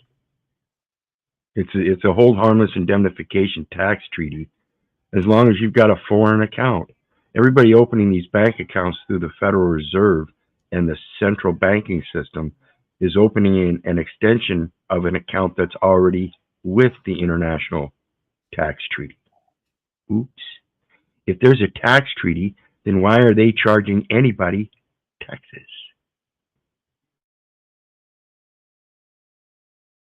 Yeah, they're not interested, Wizard. They went to college. Their friends and family all do the same shit, so that's what they're gonna do. You know, these are very intellectual people, very cultured. I gotta thank Scott. We'll get to that while I'm here. Thank you, sire, for the opportunity to reside on Unslavia. Here's my end of year slave tax. Peace and blessings. Well, thank you, Scott, for your contribution. 100 Holy Days of Unslavia continues on unofficially, in spirit, if nothing else. So we appreciate that. All right, let's move forward, Mr. Wizard Creature. What else do we have here? Okay, so we got to finish the Cold War narrative. Had blacklisted more than 8 million people. These are people who defaulted on loans, both household and business debt. So China has blacklisted these citizens, 8 million. And the repercussions are serious. China has a law for this. If you're a defaulter, a declared defaulter, you cannot purchase plane tickets. You cannot even make mobile payments. And this is hurting both people and companies. For instance, manufacturers are struggling. Their profits are down by 9% this year. We're talking about some 13,000 companies. Their profits are down. And these companies are not just from China. They're from the US, Europe, Japan, and other leading economies. All of them depend on the Chinese economy. Let me explain how. China's consumer demand has fallen. People are spending less. So factories are churning out fewer goods, and they're reporting a dip in profits. Then we come to the big investors. They're losing money in the Chinese market, so they're pulling it out of China. By August, they'd withdrawn about $10 billion. China's decline is bleeding major economies like Japan. In July, Japan reported a drop in exports. That's because demand from China had weakened. Businesses in Japan got fewer orders. Same with South Korea and Thailand. They've downgraded their economy. Oh, and what just happened recently? Another part of the big news up there, the stack. They just caught the Japanese folks at the top buying off elections and doing corruption. What a surprise, huh? It's just like, you know, you may as well go get your Bible, you know, and start believing in something, right? Get right with God, pray to Jeebus, because there isn't one of these places and one group of people that isn't completely bereft of morals and logic and ethics at this point, almost ubiquitously, right? They're all on the take. They're all doing corruption. They're all power hungry and greedy. You give them a little bit, they're coming for everything, and they all get fucking caught out in the open. You know, it's like they're not even hiding it anymore. So, yeah, it's all tied together. You know, it's all the matrix of power, as has been spoken about.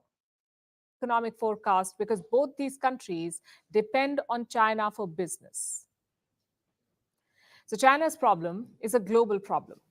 No kidding. The third risk is the surge in military conflicts. Oh, there you past go. 2 years, There's the we've seen narrative. Two major wars, Russia versus Ukraine. It's the and damn Israel World War versus III. Hamas. Yep. Both have jolted the global economy. The Russia-Ukraine war has led to losses of over $2 trillion. The Israel-Hamas war could cost the world another $1 trillion.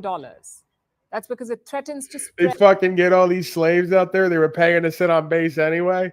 They get them to run around and kill each other. They use a bunch of fucking equipment that's been lying around, right? And then they go, oh, we don't know, like they did on 911. We don't know where $2.3 trillion went. We know where the fuck it went, right? This is what you folks do. It's just nonstop scam city. The only difference between your gambling and the usual gambling addict is with your gambling, people die, right? They got like a next level game. So there's the narrative. They're already setting it. You know, I'm years ahead of my time. I'm a decade ahead of my time. Isn't it always the way, people? A god of all media, genius like myself, still wouldn't be recognized in his own time after a decade of proclaiming from the top of the mountain, even with an entertaining fashion, what was coming. Right? It will only be after I die, like most gods of all media and geniuses. Only after I die will they recognize how astute, apprehensive that I've been, wizard creature, and consistent in my layout of the scenarios and watching them all come to pass. I mean, I just pulled up from 2 days ago, right? I pulled it up from 2 days ago, the idea that they're now making gold and silver legal currency, legal tender, right? What is that? Like, everyone just breezed over that. So the right to travel is fake. I produced it. It's not real. I'm a Sobsit terrorist. I lied. The cop's an idiot who let me go. You know, the analysis of the economy was all incorrect, even though it's all showing itself from top to bottom. Inflation rising, money printing more than ever, gold and silver now being used as legal tender so they can regulate it and try to take it to force you into digitized currency social credit system. You know, but Artie's corporate fiction, he's got the answers. You know, Juan Galt, he's got the answers. You know, name the list of folks who've come here over the course of the last few years who are supposedly known for something or have some discernment, supposedly, and they can't see beyond the nose on their face. And when you lay the whole thing out to them from top to bottom and how it works, they call you crazy. They don't say you're discerning. Oh my gosh, I have to go back to the drawing board and look at it again and maybe reconnoiter, as they say, reconsider the facts. No, you're crazy and paranoid. Okay. Unprecedented times, some folks might say. I wouldn't say that because this has all happened over and over again. Remember, we already did this. Confiscation of the gold and silver. Remember, we already did this, putting United States citizens in internment camps because they look like the enemy. We don't know who the enemy is anymore, right? The enemy's seemingly everywhere. Is the enemy us? So we've all done all this before, and it's fascinating to watch chimpanzees loop, just like they do at Mecca around their black square of Shaitan. They loop and they loop and they loop around the squared off structure of time and space that the builders have created. They've taken time and space, they've squared it off, and they've created an artificial overlay matrix structure that now you live into.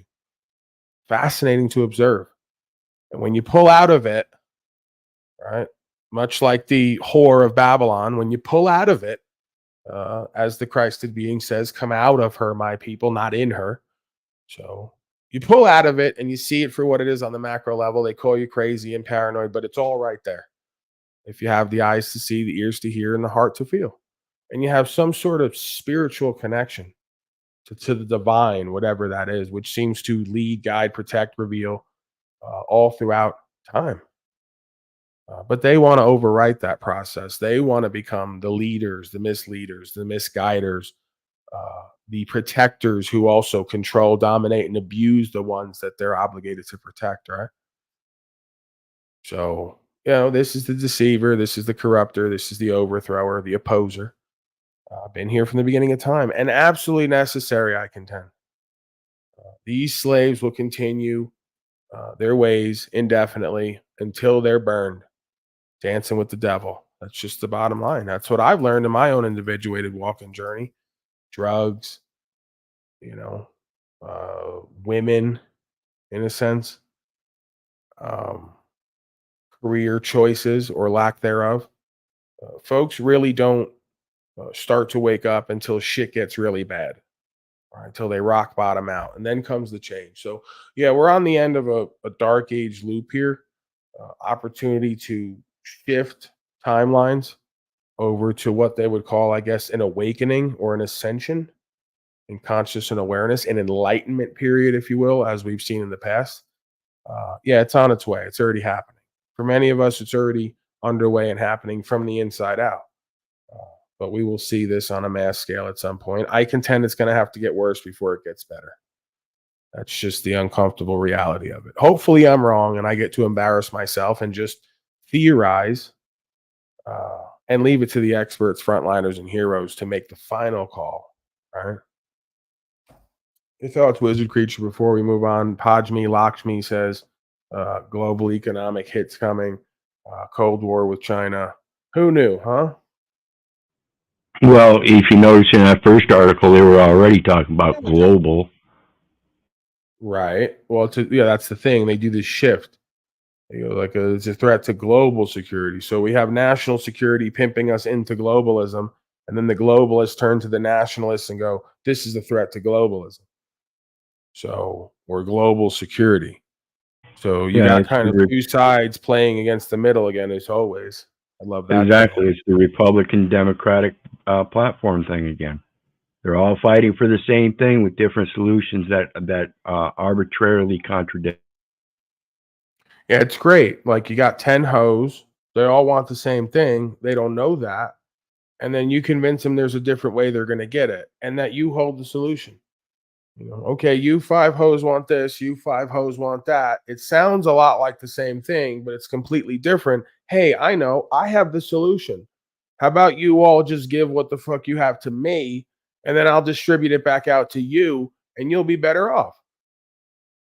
Sounds like good pimping, as far as I'm concerned. Oh, yeah.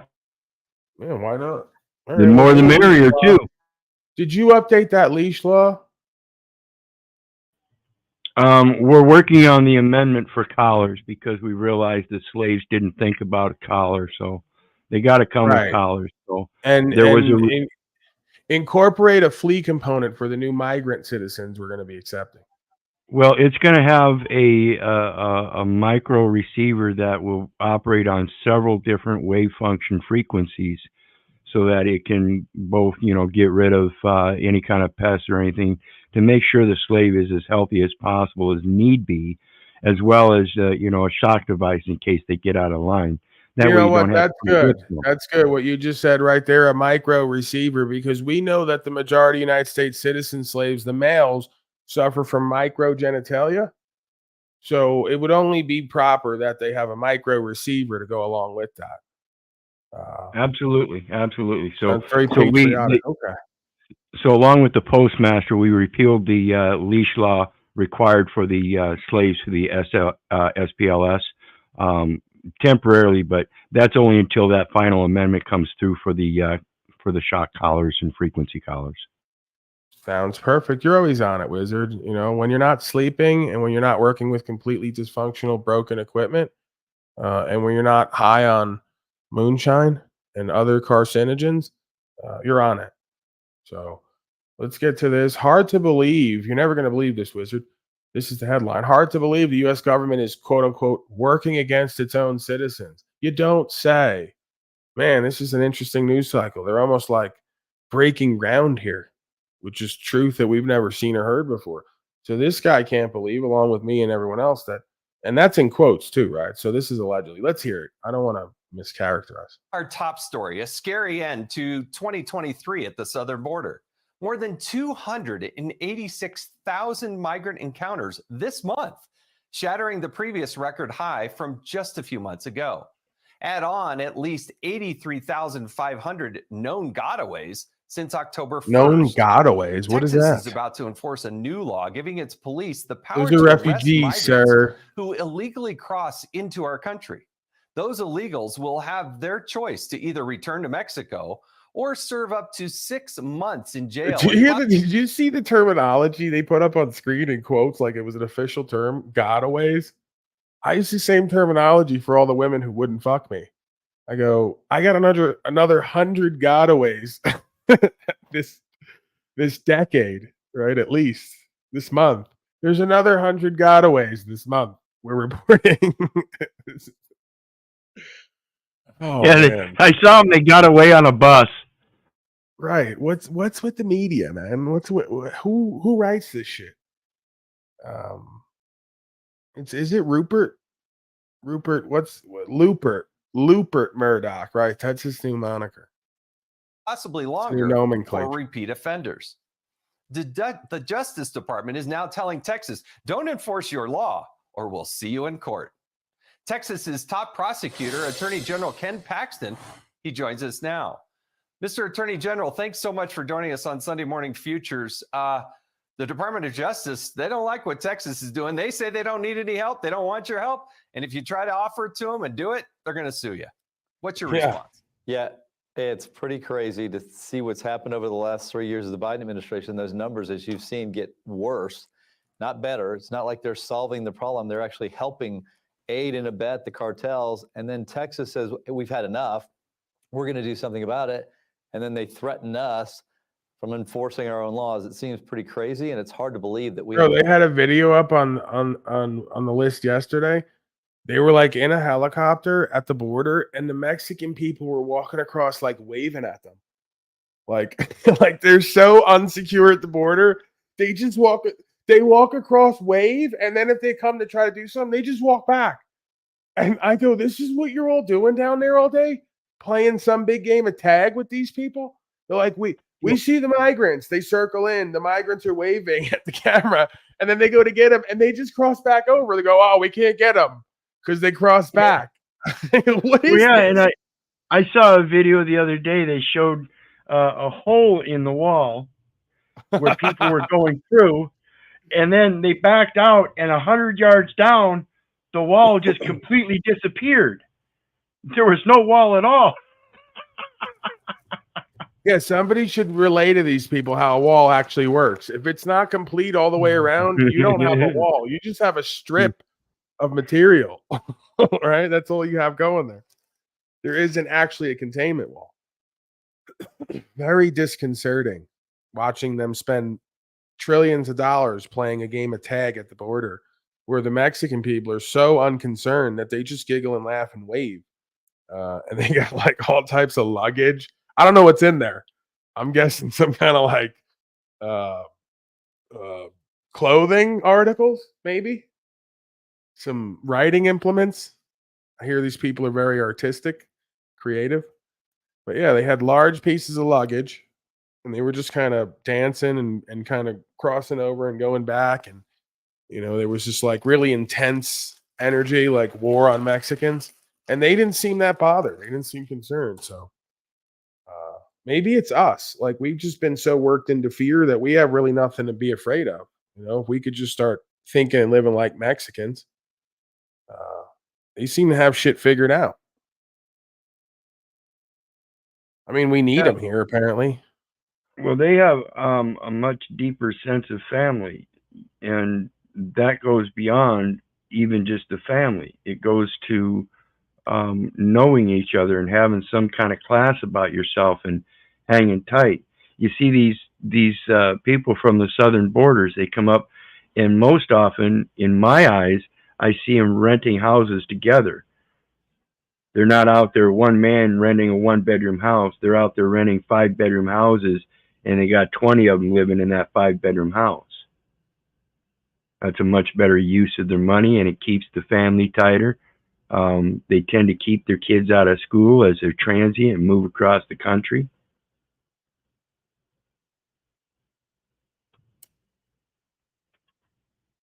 So you're saying Brian O'Shea should move back in with the family? Brian needs a family. Well, Brian needs a family first. Or get adopted. We should adopt him. Well, I believe we've got the lines open still. Ain't nobody showed any interest. I think it's because it's BO. That's not BO. That's UO. Okay, that's urine odor. Yeah, he's very clean, physically, biologically. That's what I'm told. Mitchell told me. He said there was a slight smell when he hugged Brian O'Shea, but nothing too crazy.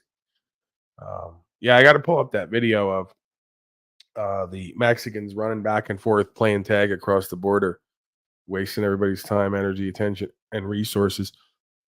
You know, and I don't understand why, like, and help me out here where I'm not getting it. Why do these politicians care so much about doing a war on drugs when Americans seem to love drugs? I mean, like, why are you impeding that that process, that flow? If these people want drugs, let them have it. Well, that's part of the demo crazy.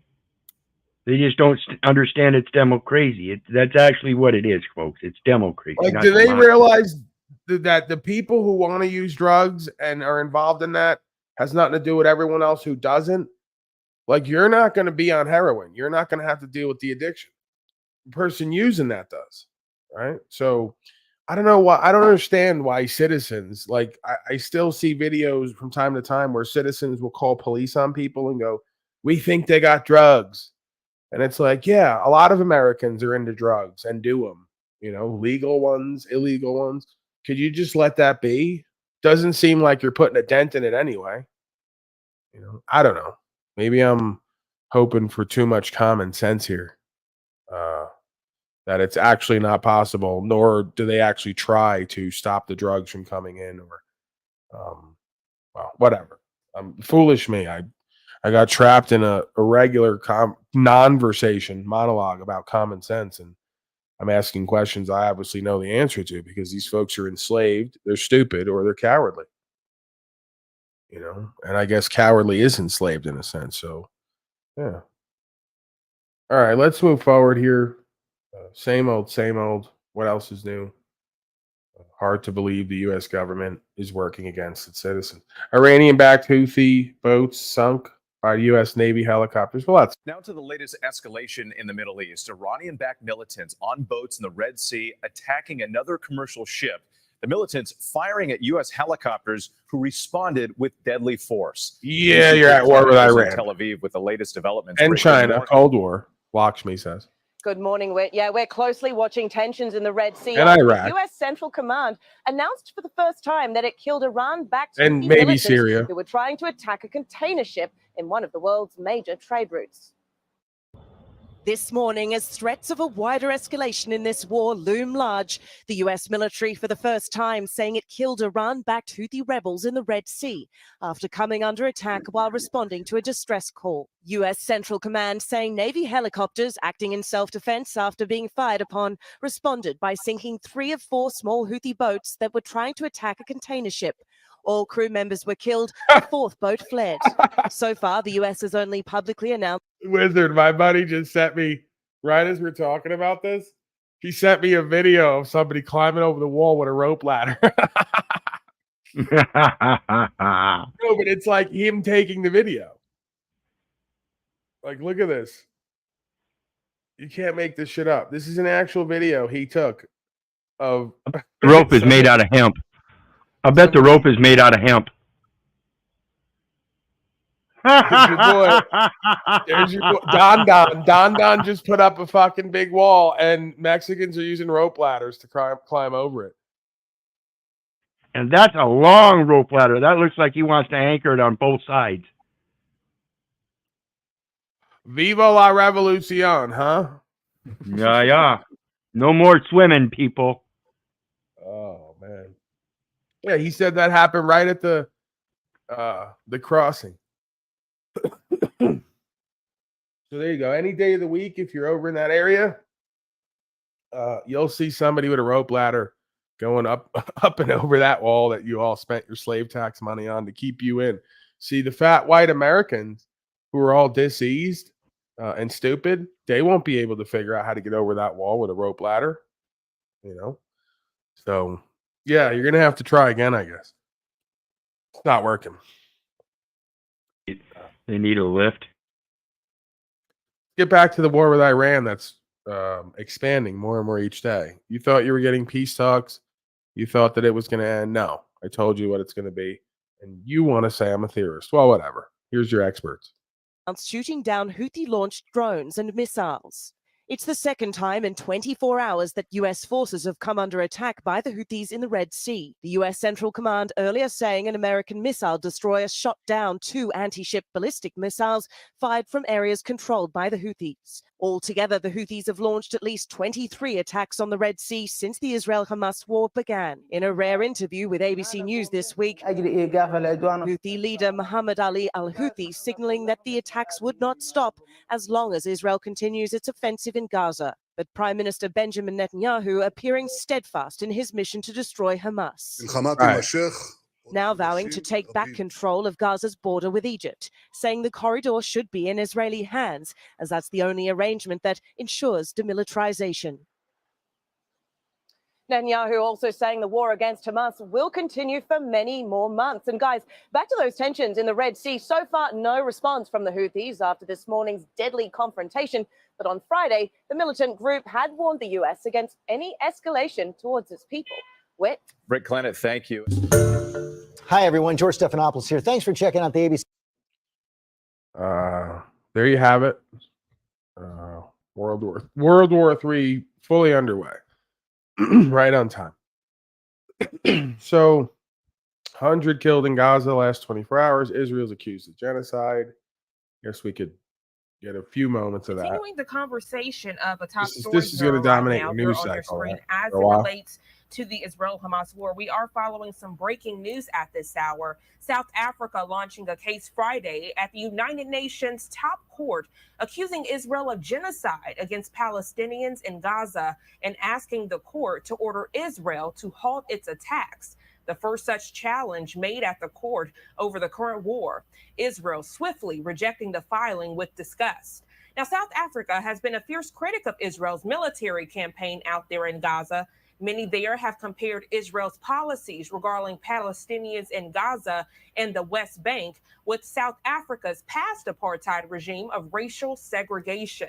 Israel rejecting those allegations. Well, joining the conversation now to further explain is Ken Gray. He's a senior lecturer in criminal justice and homeland security at the University of New Haven.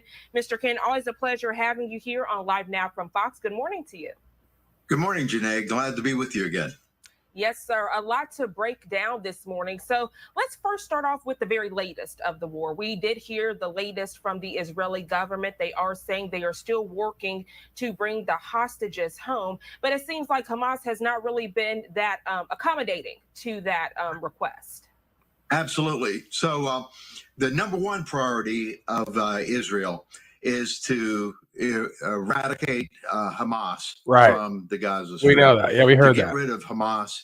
And they, despite the call for a pause, the IDF is still pushing very hard in both Gaza City, down in Khan Yunis, and throughout the middle part of the Gaza Strip to try to rid the country of Hamas. Hey, didn't we already do this with ISIS, who some folks said was funded by the West, and it turned into a 20-year war? Al Qaeda, the base, some say for CIA operations. Didn't we already do this to turn into a 20-year war, which is Afghanistan and then Iraq? Yeah, so we're doing it again, right? They're doing it again. That's really what it comes down to. And Mr. King, you actually mentioned the IDF. And Zaza, he's on that tweet Zaza. came through, thanks to our producer. It's talking about how the IDF saying that their troops in coordination with aircraft have actually eliminated dozens of terrorists. And they say that's why they're not wanting the ceasefire. Israel's saying that they're not wanting the ceasefire because the ceasefire would basically make it to where they couldn't continue to eliminate Hamas terrorists, which they're saying is the whole reason for this war. That's exactly right. Is that the IDF has a window that they can operate in. That window is a period of time that they can try to get rid of Hamas, but to do so, they're having to operate within a very dense populated area. World opinion is mounting against them. And so that window is closing. And so IDF and Israel is trying to push their advantage as far as they can right now to try to achieve their goal of getting rid of Hamas, Of expanding, before they of are forced to expansionism. stop. Right. So he admits the world sentiment is turning against the state of Israel because they can't get done their expansionism, eradication of Hamas. Right. It's just like United States Corporation went over there to do expansionism. Now they're doing it, and everyone's doing it together. Right. So it's only for democracy, safety, and eradication of Hamas. But the world sentiment is turning against state of Israel, United States Corporation. What else is new? Because they just can't stop getting into wars every 5 to 10 years for safety and democracy. They're so good to us. What do we owe these people? Right. Expect to see this conflict continue to be intense over the next weeks or months with they're trying to achieve this goal of eradicating Hamas from the area. But at some point, as this death toll continues to increase, they're going to be forced to stop. And so they're Yeah, trying to get forced as to much stop because you're as they killing can everyone, accomplish and we don't done know before why. they are forced to stop. And that actually leads me into my next topic, Mr. Ken. You know, we're following this breaking news out of South Africa, launching this genocide case, accusing Israel of genocide. And they're comparing what happened out in South Africa with that racial apartheid to what's happening. They're saying it's racial discrimination against Palestinians. Now, I know you're a historian. If What you else can is kind of new? take us back in time, this doesn't stem necessarily just from this war. There's been alleged racial discrimination and tension between Israel and the Palestinians for decades. Yes, ever since 1948, when there was the setting up of Israel as a country, they had to deal with the Palestinians who were living in parts of the country.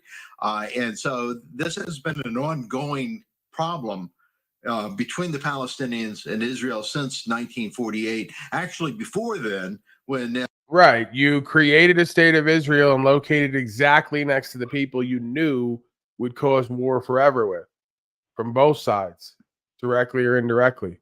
What a coincidence, huh? Yeah, it's kind of like a mix between Wizard of Oz and Back to the Future. You know, it's the same story over and over again, and we all know there's a man behind the curtain. Yeah, I'm not so sure that you could just set up Israel wherever there was already a country. I'm not sure Yeah. it works like that. Okay, let's hear more. This guy seems like an expert. when Jewish people lived in the area, this is not a new conflict with them. The idea, though, that this conflict that is going on, that was started with the invasion here in the most recent version of it, the invasion by Hamas and other Palestinians into Israel and killing Israelis, is the thing that set this off. And to accuse Israel of genocide by trying to defend itself is what Israel is saying. It's the same thing this Hitler is said a on his false expansion claim campaign. We were against just them, defending ourselves. in the world court. And so I think that this is not surprising that South Africa should make this claim. It's just another attempt to stop Israel from trying to achieve its goal of ridding the area from Hamas. And some were wondering, are there tensions Just with keep Israel repeating it, and South Chief. Africa for them to make this claim? Or are they just saying this, like you just mentioned, to try to make the fighting kind of halt for a minute? So this falls in line with the oppressors versus the oppressed viewpoint.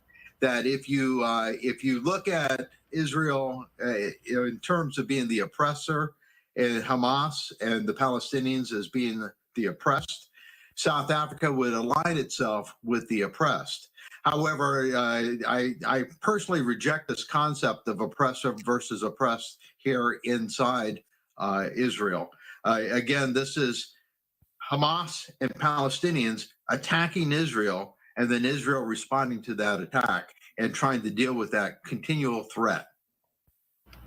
Getting to some other breaking news we're following here on Live Now from Fox. It's coming to our studios that the Biden administration basically bypassed Congress to approve some aid for military artillery for Israel. And there was a lot of speculation and confusion around this, Mr. Ken, because I know a lot with people with the Biden administration were hoping that the attacks would stop because of all of the innocent people that were being killed. But then it's like, okay, you approve this funding for weapons. What do you think the weapons are going to be used for? Break that down for us, because some are saying it's counteractive while others are saying it just further supports the U.S. support for Israel. Well, I think the problem here in the United States is politics, is that the Biden administration does not want to concede anything to the Republicans as far as demands of other demands.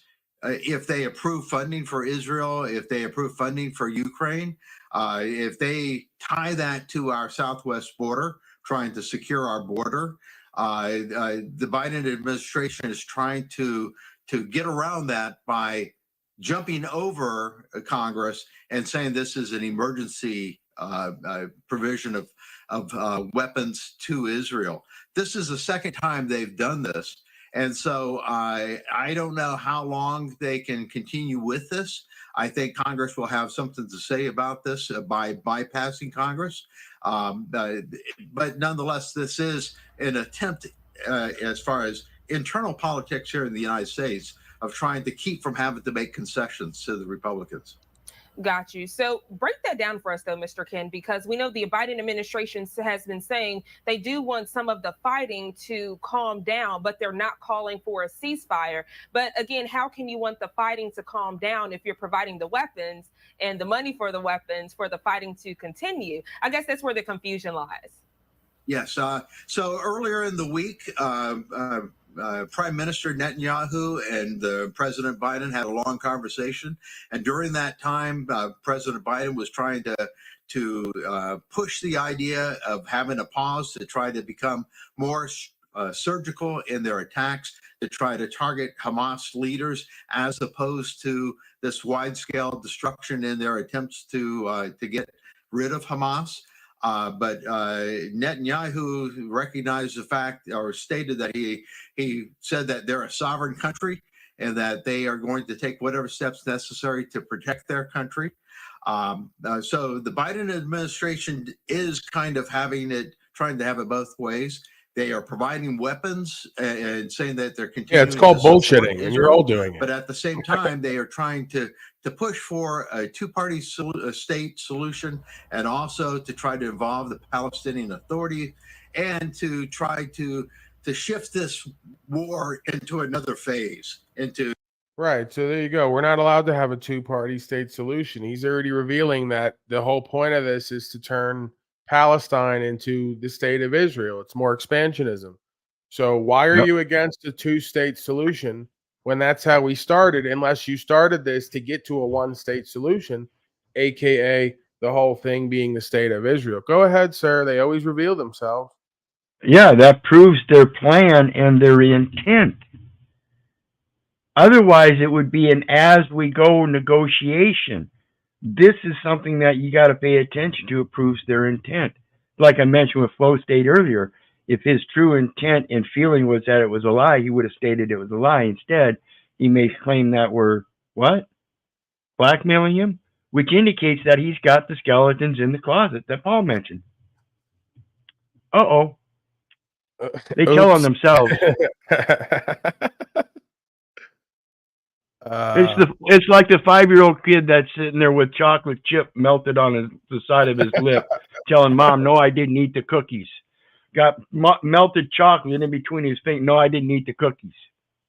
Yeah, and you get them at court, right? And then they start doing the Nuremberg shuffle, right? This routine where they start getting shaky and scared. That's the Nuremberg shuffle, like Harlem Shake. Yeah, because you get them on the stand and you go, why did you say right here that you're against a two-state solution if it started off as a two-state solution and that could be a reconciliation to peace? Unless you want to be part of an expansion campaign, just like the Hitlerian fellow who said he was just defending himself, his homeland, and his people by doing expansionism with Poland and pretty much everywhere else he could get to before he was stopped, right? As if it was a him thing, right? And not a whole council of folks from top to bottom. Hundreds of thousands, millions of people involved in this endeavor. Oh, there's no way they could all be in on it. Right. But they all still did it. You know? So where are the connections over and over again? You know, where are the intentions and where are the connections and where's the money and could you explain to us why Biden's giving them weapons and then also playing both sides? Well, because every president does that. They do backroom deals with the supposed enemy and axis of evil. They fund them because their banker friends give them kickbacks to do it, the lobbyists. They give them the equipment. And then when something goes wrong, who could have ever seen it coming? Well, something's got to be done, but we're going to play diplomatic and bleeding heart, because that's one side or the other has their game, right? You know, they're both playing the same game, but they have a different perspective they're going to play it from. So, of course, Biden's going to be the mommy and play the bleeding heart perspective. He doesn't give a fuck. You know, they're funding and arming the people who are doing the attacks. Go ahead. Well, yeah, he took the place of Hitler, and the people with all the identifications took place of Hitler's willing executioners. Hitler didn't do any real executioning himself, I don't think. He may have, but I don't remember in any of the history books that he directly had any involvement. I mean, he didn't No, go and the up and top of the organization was politicos, big corporate folks, and most importantly, medical system folks, right? Because it was Yep. all about them finding treatments for things or doing experimentations to create super soldiers, on and on and on. You know, basically one of your pioneers to the DARPA program and all the rest of it that we see brought over. You know, it's one for one. So this is not about nation states. This is about global policy, global endeavors. It's about world domination. And the way you dominate the world is by dominating the citizens who make up the nation states. And you play them off against each other, all to an end, which they laid out a few hundred years ago at least. One world, one religion, one government, one medico system. And we see it all taking shape right now more than ever. So there's no way to deny it. The only question is that we always come back to, what are folks going to do about it? And you know where I stand on that. So the rest of it, I guess, is observe and report. Rebuke the infidels, as I say, right? Speak the truth while we live it. And just continue to make them look foolish from our little corner of YouTube by pointing out their intentions and motivations and letting them tell them themselves. It's more powerful than you think it is. I found that out various ways. They don't want anybody onto their games. They don't want anybody talking about it consistently, and they don't want you doing it in an entertaining, humorous way that kind of brings the boundary and the barrier down between the fear and the faith, right? Exposing the humorous hypocrisy and fraud that is so out in the open at this point. It's beyond self-evident. Yeah, they just rather everyone just kind of shut up and get back to business.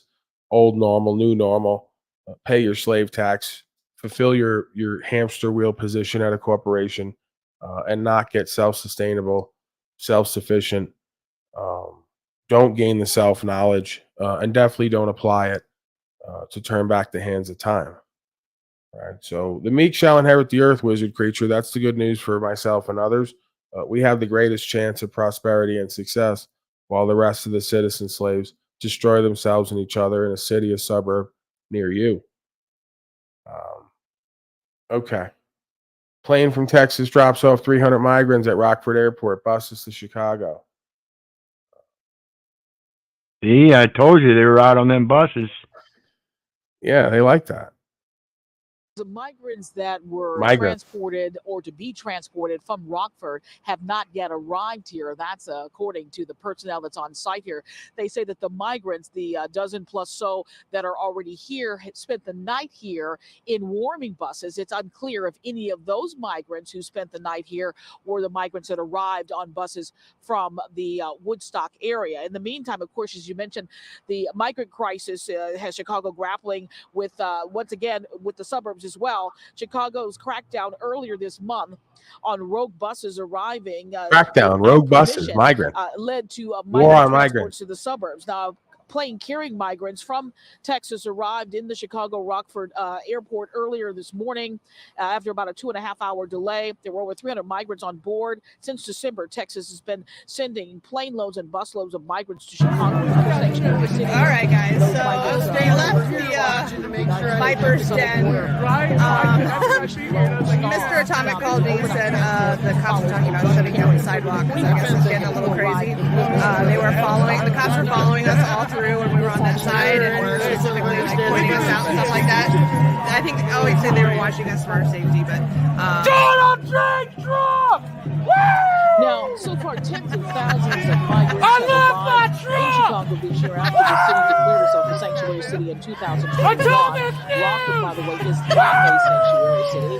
Now, several communities have recently passing ordinances threatened to testify Here, I'll turn around. to unloading asylum seekers without notice. In September, our governor, Illinois Governor J.B. Pritzker, asked several Illinois communities to take these migrants in. He's even offering over $41 million in assistance and grants to help with food and lodging, also health care, and also legal support. This as he and other officials continue to ask the federal government for more support. So we're here waiting for the 300 migrants who arrived in Rockford to arrive here. Back to Watch breaking news on YouTube. Subscribe to ABC. Breaking news. So there you have it. Migrant crisis, economic crisis, biological crisis, war on every front. News constantly pushing fear for your own safety. Okay. Florida elected officials quit across the state in light of new law. Well, it's a new code, but we think it's law. Okay. The state are Seems abruptly like law. resigning Feels before like the new year.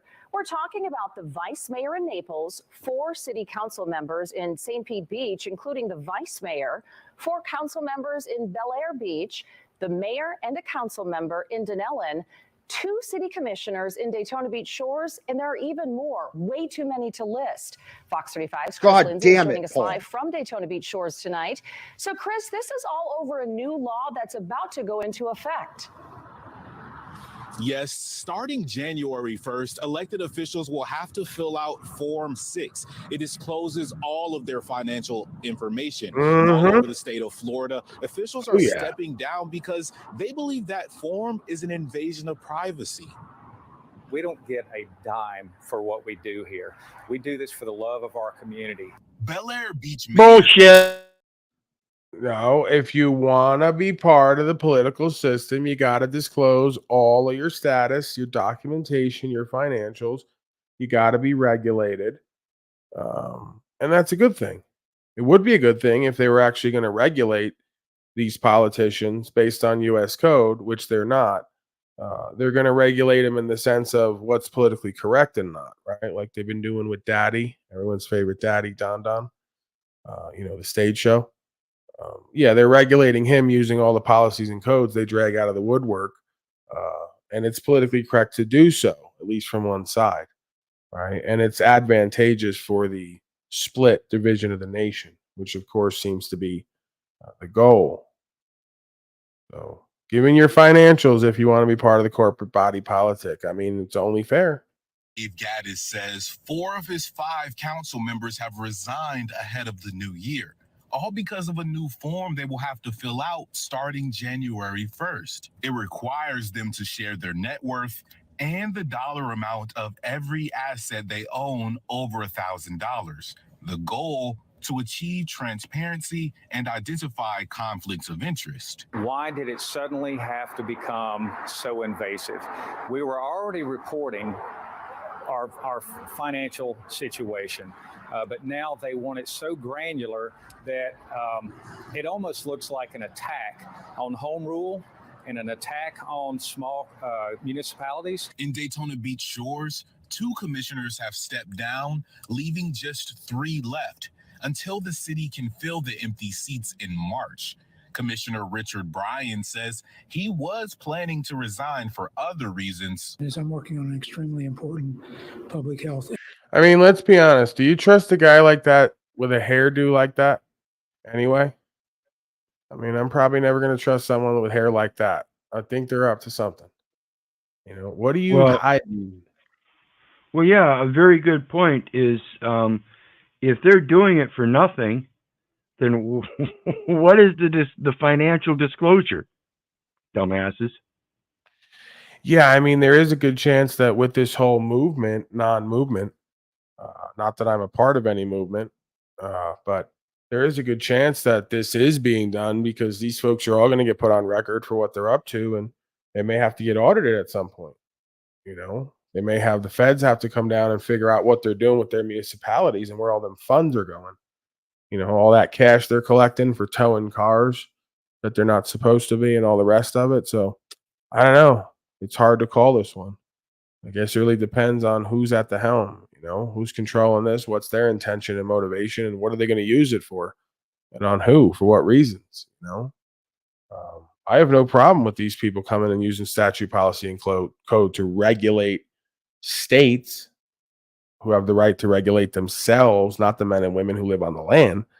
But if they want to get all their corrupt scum together and audit them and hold them accountable to their obligations, I'm all for that. I guess we'll see where that goes. China accuses the Philippines of stirring trouble. Ooh, we're getting China and Philippines involved now.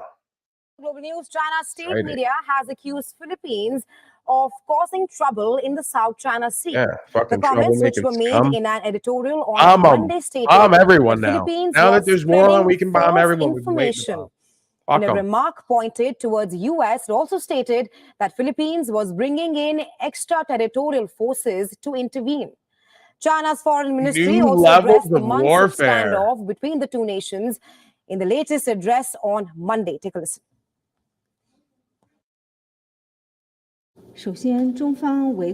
Firstly, China will not weaken its resolve to protect its territorial sovereignty and maritime rights and interests. New For some levels time, the of Philippines has been pleasure. making provocations on Renai Reef and other issues.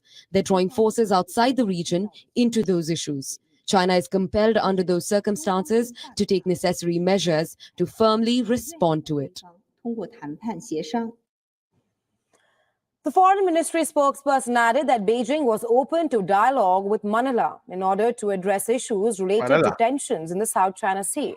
For months now, China has ramped up its claim over the waters of South China Sea by persistent and an aggressive show of military in the region. Philippines, with backing from the U.S., has conducted a slew of joint military drills in the area to assert its dominance and push back against You're a China's fucking insecure territorial bitch, claims. man. Time and again, both the U.S. and China have also traded accusations called all of of China an destabilizing insecure the bitch. Asia-Pacific region. Well, the issue has triggered long-drawn tensions between the two superpowers, pushing diplomatic ties to a new low. We are asserting dominance. Bend over. Just spraying him. Spraying him down. We are asserting dominance. We're going to spray you like a puppy. We're going to spritz water on you and assert our dominance. This whole race is like, it really is. It's so obviously mammalian. You know, this human race, they try to contend they're not. There's no animal component. I go, no, it's clearly a mammalian race. I go, you just gave a news broadcast where you justified asserting dominance by spraying down a little boat with your phallic-like hose. I mean, could you get any more sort of right out of the handbook of like canine psychology? We're going to spray you down to assert dominance. Great. This is the pinnacle of human development, conscious and awareness. Oh man, this is great stuff. Fucking news is like amazing entertainment for me. I don't know if you guys are into it. Rare mosquito-borne illness. We're not going to get into that. We covered it yesterday. Billy Gates releasing mosquitoes for safety, and then crazy mosquito-borne illness pops up. So nothing to see there. Lawmaker arrested over vote buying allegations in Japan. No. Oh, let's do this one. Yeah. Fuck yeah, I'm excited for this. FHP trooper executes a pit maneuver on another police officer by mistake. That was funny as fuck. You got to pull that up. Yeah. Get some fucking pop. Hold on. Let's give these people a few moments. Get some snacks ready for this. So I got a feeling this is going to be good. Anytime pigs do stuff to other pigs and don't know it's them, it's like poetic justice, right? So they pit maneuvered another cop, and I don't know. Something about that is exciting to me. All right, let's get to it. I'm not going to talk it up too much. What the hell? 10 of an FHP trooper stopping a speeding car only to discover it was being driven by another law enforcement officer. That trooper thought he was Another god? What? Oh, he's allowed to Who it speed really and was. drift Potentially in at Marco's traffic Lab and in endanger Miami everyone's Gardens life with the exclusive. for his safety. So this happened at the end of November. This trooper thought he was chasing a reckless driver who had fled from a traffic stop. Instead, he ends up spinning out another cop. This is a textbook use of the precision immobilization technique that are known as a pit maneuver, but they normally What the hell, used man? against other law enforcement officers. It's like you couldn't see the red and blue light. I had the red and blue This light on. I'm on happened my way to get a on big November gulp, and you 29th. fucking pit Florida maneuver Highway me? Patrol What's that received about? reports of a car that fled a traffic What's up stop with the blue and code, was driving bro? recklessly. After a bit of driving and following He was so directions fat from he could barely dispatch, get out of the trooper car. recording this dash cam video gets pissed. behind a dark-colored Kia and begins to follow. They leave the 826 and continue eastbound on Northwest 167th Street before making a left turn to go north on Northwest 12th Avenue. Then, right as they approach Park Center Boulevard, the trooper pulls up next to the Kia and performs the pit. Textbook. Then watch carefully. The driver of the Kia leans over and turns Yeah, on then he turns his lights red on. and blue lights. Turns out it was the wrong car. Instead of stopping the fleeing driver, the trooper spun out an Opelika police captain. You kidding me? Oh, I got the wrong car. I didn't see the lights in the back. The two Leos got out and began talking about the mistake. The FHP trooper saying he saw a car with dark tinted windows speeding down the road, so he assumed it was the car he was looking for. He had no lights on his car, and he was hauling. I thought it was the car. I clearly said dark tinted man. Man. And he's in a Kia. And no radio communication? What the hell? We know that Florida Highway Patrol is investigating. name is but there's Miami still a lot Gardens? of That's kinda questions that sassy. remain. The big ones being, why was that Opelika Hey, look police at Miami officer Gardens over here. driving, following apparently the same car the FHP trooper was supposed to be following, but without any lights or sirens? Why did the FHP trooper have so little information that he ended up spinning around the entirely incorrect car? And did either of these law enforcement officers face any discipline? Whatever. No discipline, right? They just fucking crashed into each other. They're so retarded. They almost killed somebody on the highway, and no discipline for either of them. You know, shit happens. Whatever. Chalk it up to the game. You know, caught on ring camera. Florida teens brutalized off-duty officer's car. I don't know. We'll get to that another point. Expect a new normal in 2024. Economists say. We want that. We'll do that tomorrow. New normal for tomorrow. Crypto coverage. Does anyone care? Crypto is seems to be moving back up. We know the deal. Seems it's going to bull run again. Folks are going to get Lambos. They're going to moon the whole deal. And it's going to lead to an everything bubble and a depression. Some might say. But until then, Tommy's over the moon. Yeah, Texas police officer shoots armed woman who called for help. Let's go to that one. A little bit of service. I'm service oriented.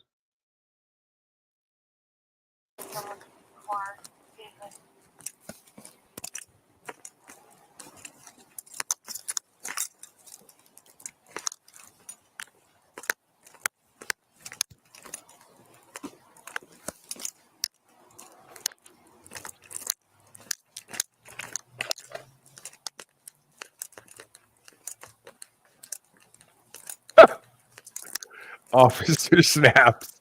Officer snaps on the job, Chief. I always get my man. He has to kill 3 people. I got him.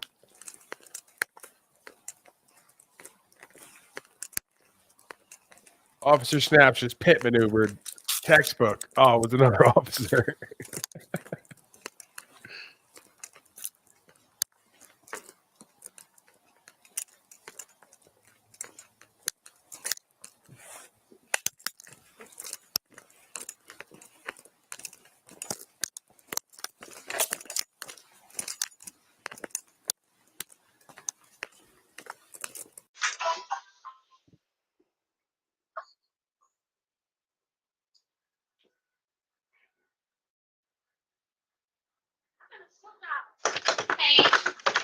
Get the fuck away from my dog! My son, bitch!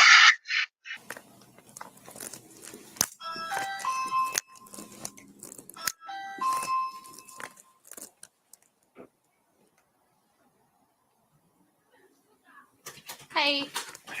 Is it like...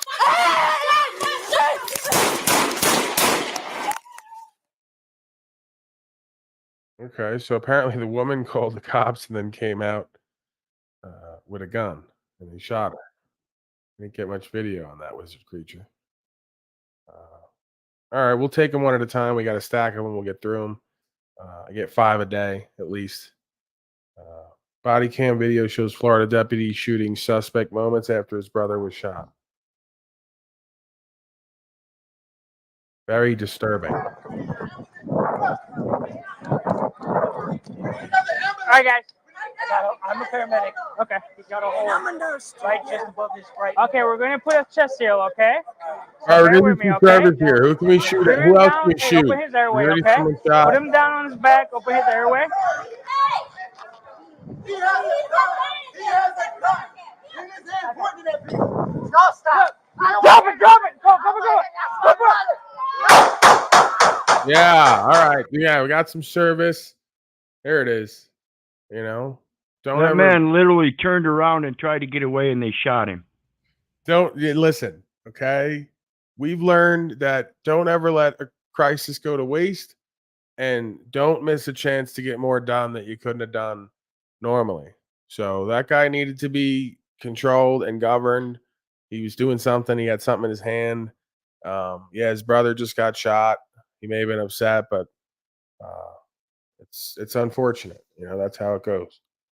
So, yeah, we're doing service here today. Officer snaps on the case. NYPD shoots 78-year-old man. What is it? Let me get that call. Look at that call. That's right. I would love to fucking see you face to face.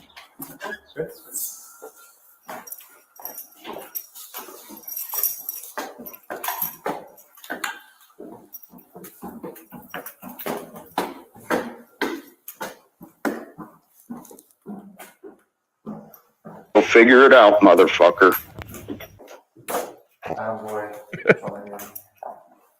Officer Talcott.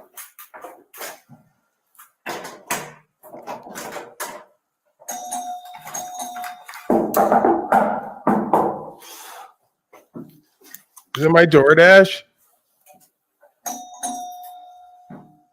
Yeah. I already put the tip on there.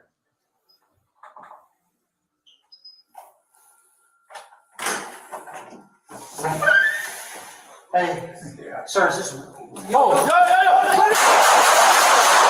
Yeah. Shots fired! A little bit of service. Okay, we're taking them. Oh, Hey, second angle. sir, is this- Service call. Oh Yeah. my God! Oh, God. All right. Where this is lightning round. Body cam shows case that ended in officers fatally shooting knife wielding man in Sacramento County. Very disturbing. The video will begin with a CHP officer's in-car camera video as he joined the pursuit on Interstate 80. Moments later, you will see that unit pass our K9 deputy and take the number 2 position in the pursuit. All right, looking for someone to do service on here. Think we got someone? Oh, we're really gonna serve this person.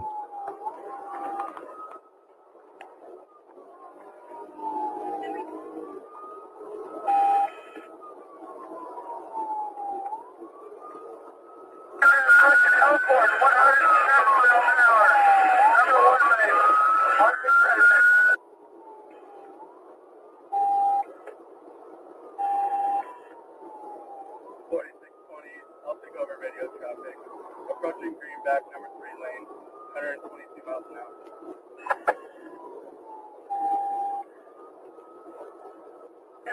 Approaching Greenback at 100. It was at this moment the suspect collided with an uninvolved civilian motorcyclist.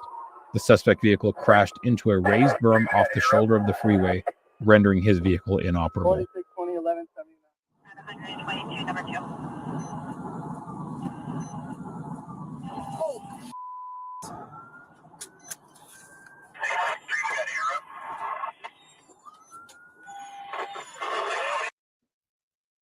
The CHP officer who initiated the pursuit and our deputy parked near the downed civilian and attempted to provide verbal commands for the suspect to remain in the vehicle. The suspect again ignored commands while seemingly skipping toward the downed civilian, all while holding a knife in his right hand. Our K-9 deputy fired 2 shots at the suspect, and he went down on his back next to the downed civilian. A few seconds later, the suspect got back up onto his feet and lunged at the downed civilian with the knife, attempting to stab him in the torso. Our deputy fired 4 more shots toward the suspect. The CHP motor officer fired 3 rounds, and the CHP patrol officer fired 1 round. The suspect went down. The officer secured the suspect and began to render aid to the downed civilian.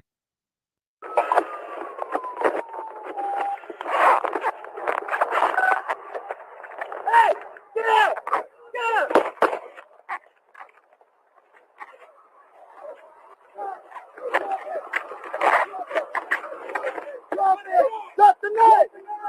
Stop the knife!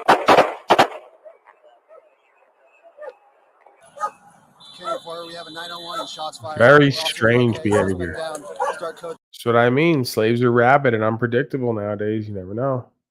Gotta stay strapped. They may run into you, try to skip over you, try to stab you. Treatments are kicking in or something. I don't know what it is. We'll take a couple more of them. I may end it a bit earlier than usual. Body cam shows Tucson police officer fatally shooting a man who was firing his gun into the air. So, slaves and their insanity. Volume 3. 2023, the Pima Regional Critical Incident Team was activated for a Tucson Police Department officer-involved shooting on West Bilby Road and 6th Avenue. Shortly before 9:30 p.m., officers from Operations Division South responded to the 100 block of West Bilby Road near 6th Avenue for a report of a male in crisis who was armed with a firearm. 911, what's the location of your emergency?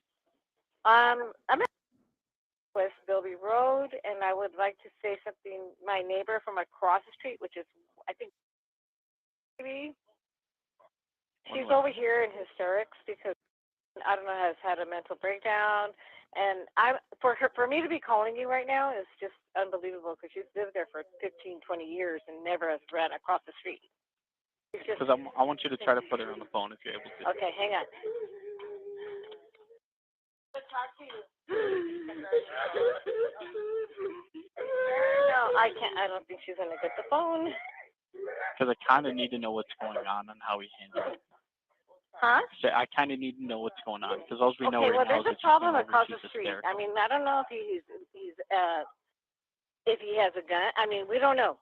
So what did she say? Word for word, what did she say to you guys? Hello? Is this? Hello? Is this? Yes. Okay. What's going on? I need somebody to come because he's threatening to kill himself. Okay. He Does he has have a a weapon? gun. He has a gun. Okay, and he's Yes. back inside.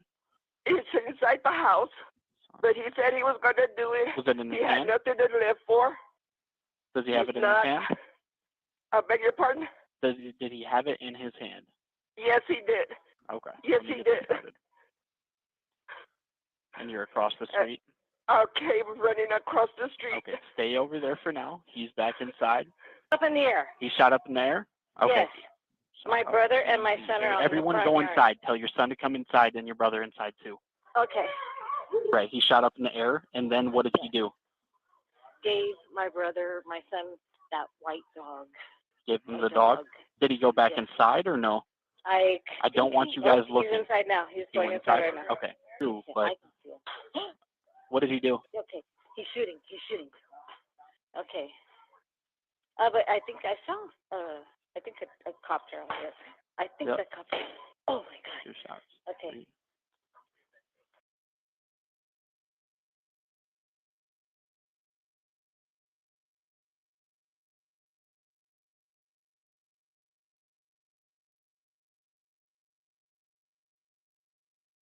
Let me step out. Hold on. Stop her. Keep standing there.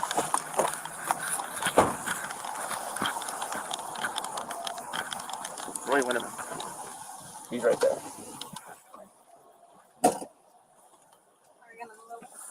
Yeah. Yep.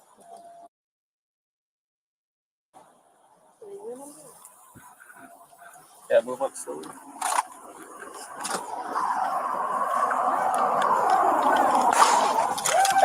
Hey, hey, stop.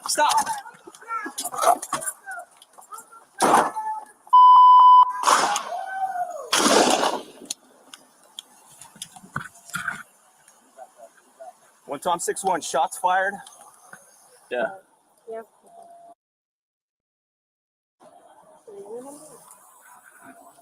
Yeah, move up slowly.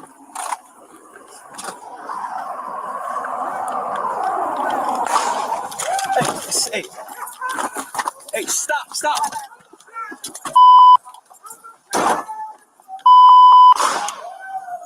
The male suspect. All right, guys. So they left the Viper's Den.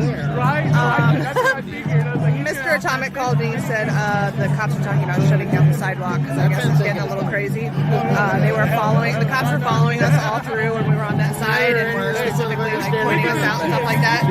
I think I always say they were watching us for our safety, but. Donald Trump! Woo! I love my Trump! Woo! Atomic News! Woo! Nexus Crew! Woo! Here, I'll turn around.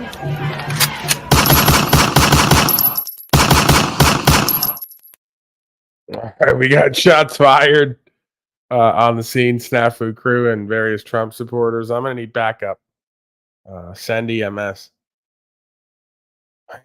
Never a dull moment around here, huh, Wizard Creature? Not at all. Matter of fact, it's been so much excitement for me. I gotta go grab my nap. Been great. Thanks for having me up again. And all right, go get a nap, Wizard. You love us, and you don't give a fuck if we love you back because you're traumatized and insecure and got a wall up. We got it. Who hurt you? All right. Wizard Creature, go to get a nap. That's good. You got to stay rested. I'm a little bit low energy today myself. Took some of that FSO oil, right? Full spectrum reefer oil, and I kind of had a residual effect from last night. So bit low energy, but you know me. Show up for myself and others. Even if I have to be Paul unabated. Right? No assistance. Little to no assistance on panel, although Wizard did join us today. So do appreciate that. All right, what else do I got here? Let's see.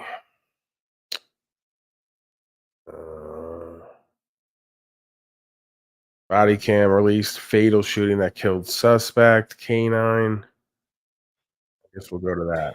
Very disturbing. Warning. Get away from the door.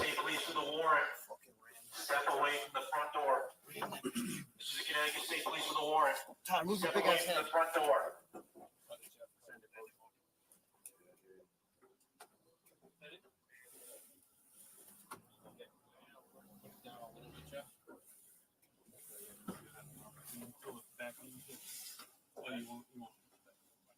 Very low quality video on this one. Like a haunted house. Owen Malloy.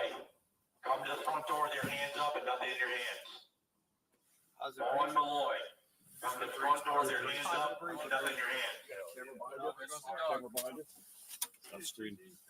Owen Malloy. Come to the front door, your hands up and nothing in your hand.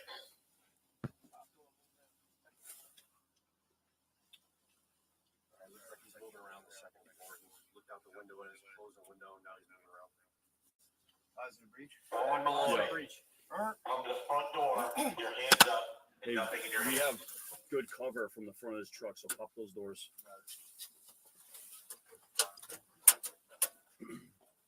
Malloy. See When you shut up, you'll understand.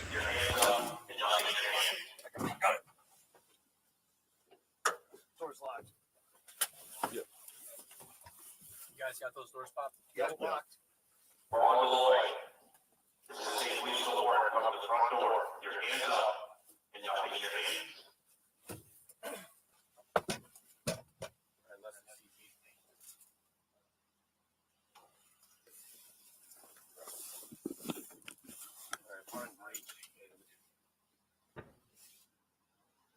So we're gonna go to gas plan pretty quick. When we go to gas plan, we're gonna stage a few of you outside of here in case he comes booking out. All right. Ran back to Charlie's side. I don't have visibility on it now. Carter, both you guys, you can answer now back. Come on, I got people. All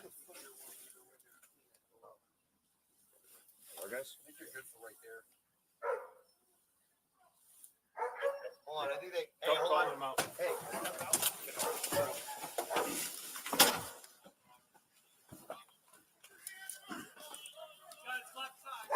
Left side, he's running! He's running! 40 up! 40 up!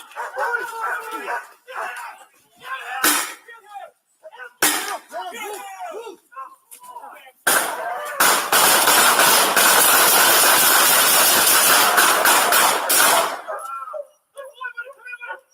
Stop moving! Do not move! Put your hands up! Oh, he's not moving now. Hands up! Not gonna be doing much of anything now. Up! Take an element and push right. Get an L.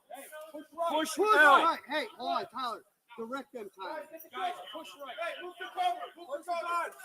Next to him. Gun next to him. Gun to the right side by his hip. Guys, back up to cover.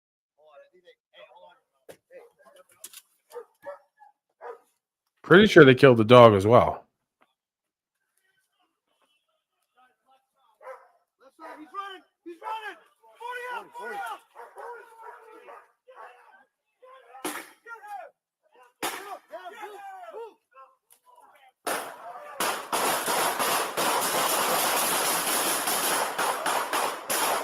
Yeah, everybody shoot him.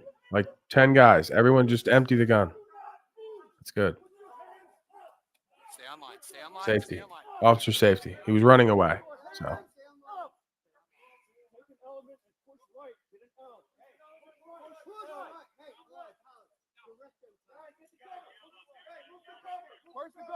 stop moving. Show me your hands. Gun to the right side. Roll on your stomach. Officer snaps on the scene. All right. Well, there you have it. I'm going to end it a little bit early. We're about 20 minutes before the 3-hour mark. Official, unofficial ending. I'm going to call it a success. A little bit low energy today, but we don't always have to be on fire out of the gate, right? We can have some more peaceful broadcasts, I guess you could say. Still plenty of breaking slave news, still World War III, still economic collapse, and still cops shooting citizen slaves, among other things. So we're not doing without. We're not missing out here. All right, folks, I'm out of here. I'll be back tomorrow, as always, somewhere between the 12 to 2 MDT hour. As always, we've been 7 days a week so far. We're over 500 days straight. I may take a break at some point in the future, a day or two, you never know, vacation, so to speak. But I got to earn it. All right, not today, not yesterday. So, all right, I'll see you folks. Get on with the rest of your day. Be productive. If you haven't done anything yet, if you have, of course, stay peaceful, stay inspired, stay empowered, co-creative, all the rest of the ables. I'm out of here. Mazel tov to you and yours. Peace and blessings, brothers and sisters. Much love.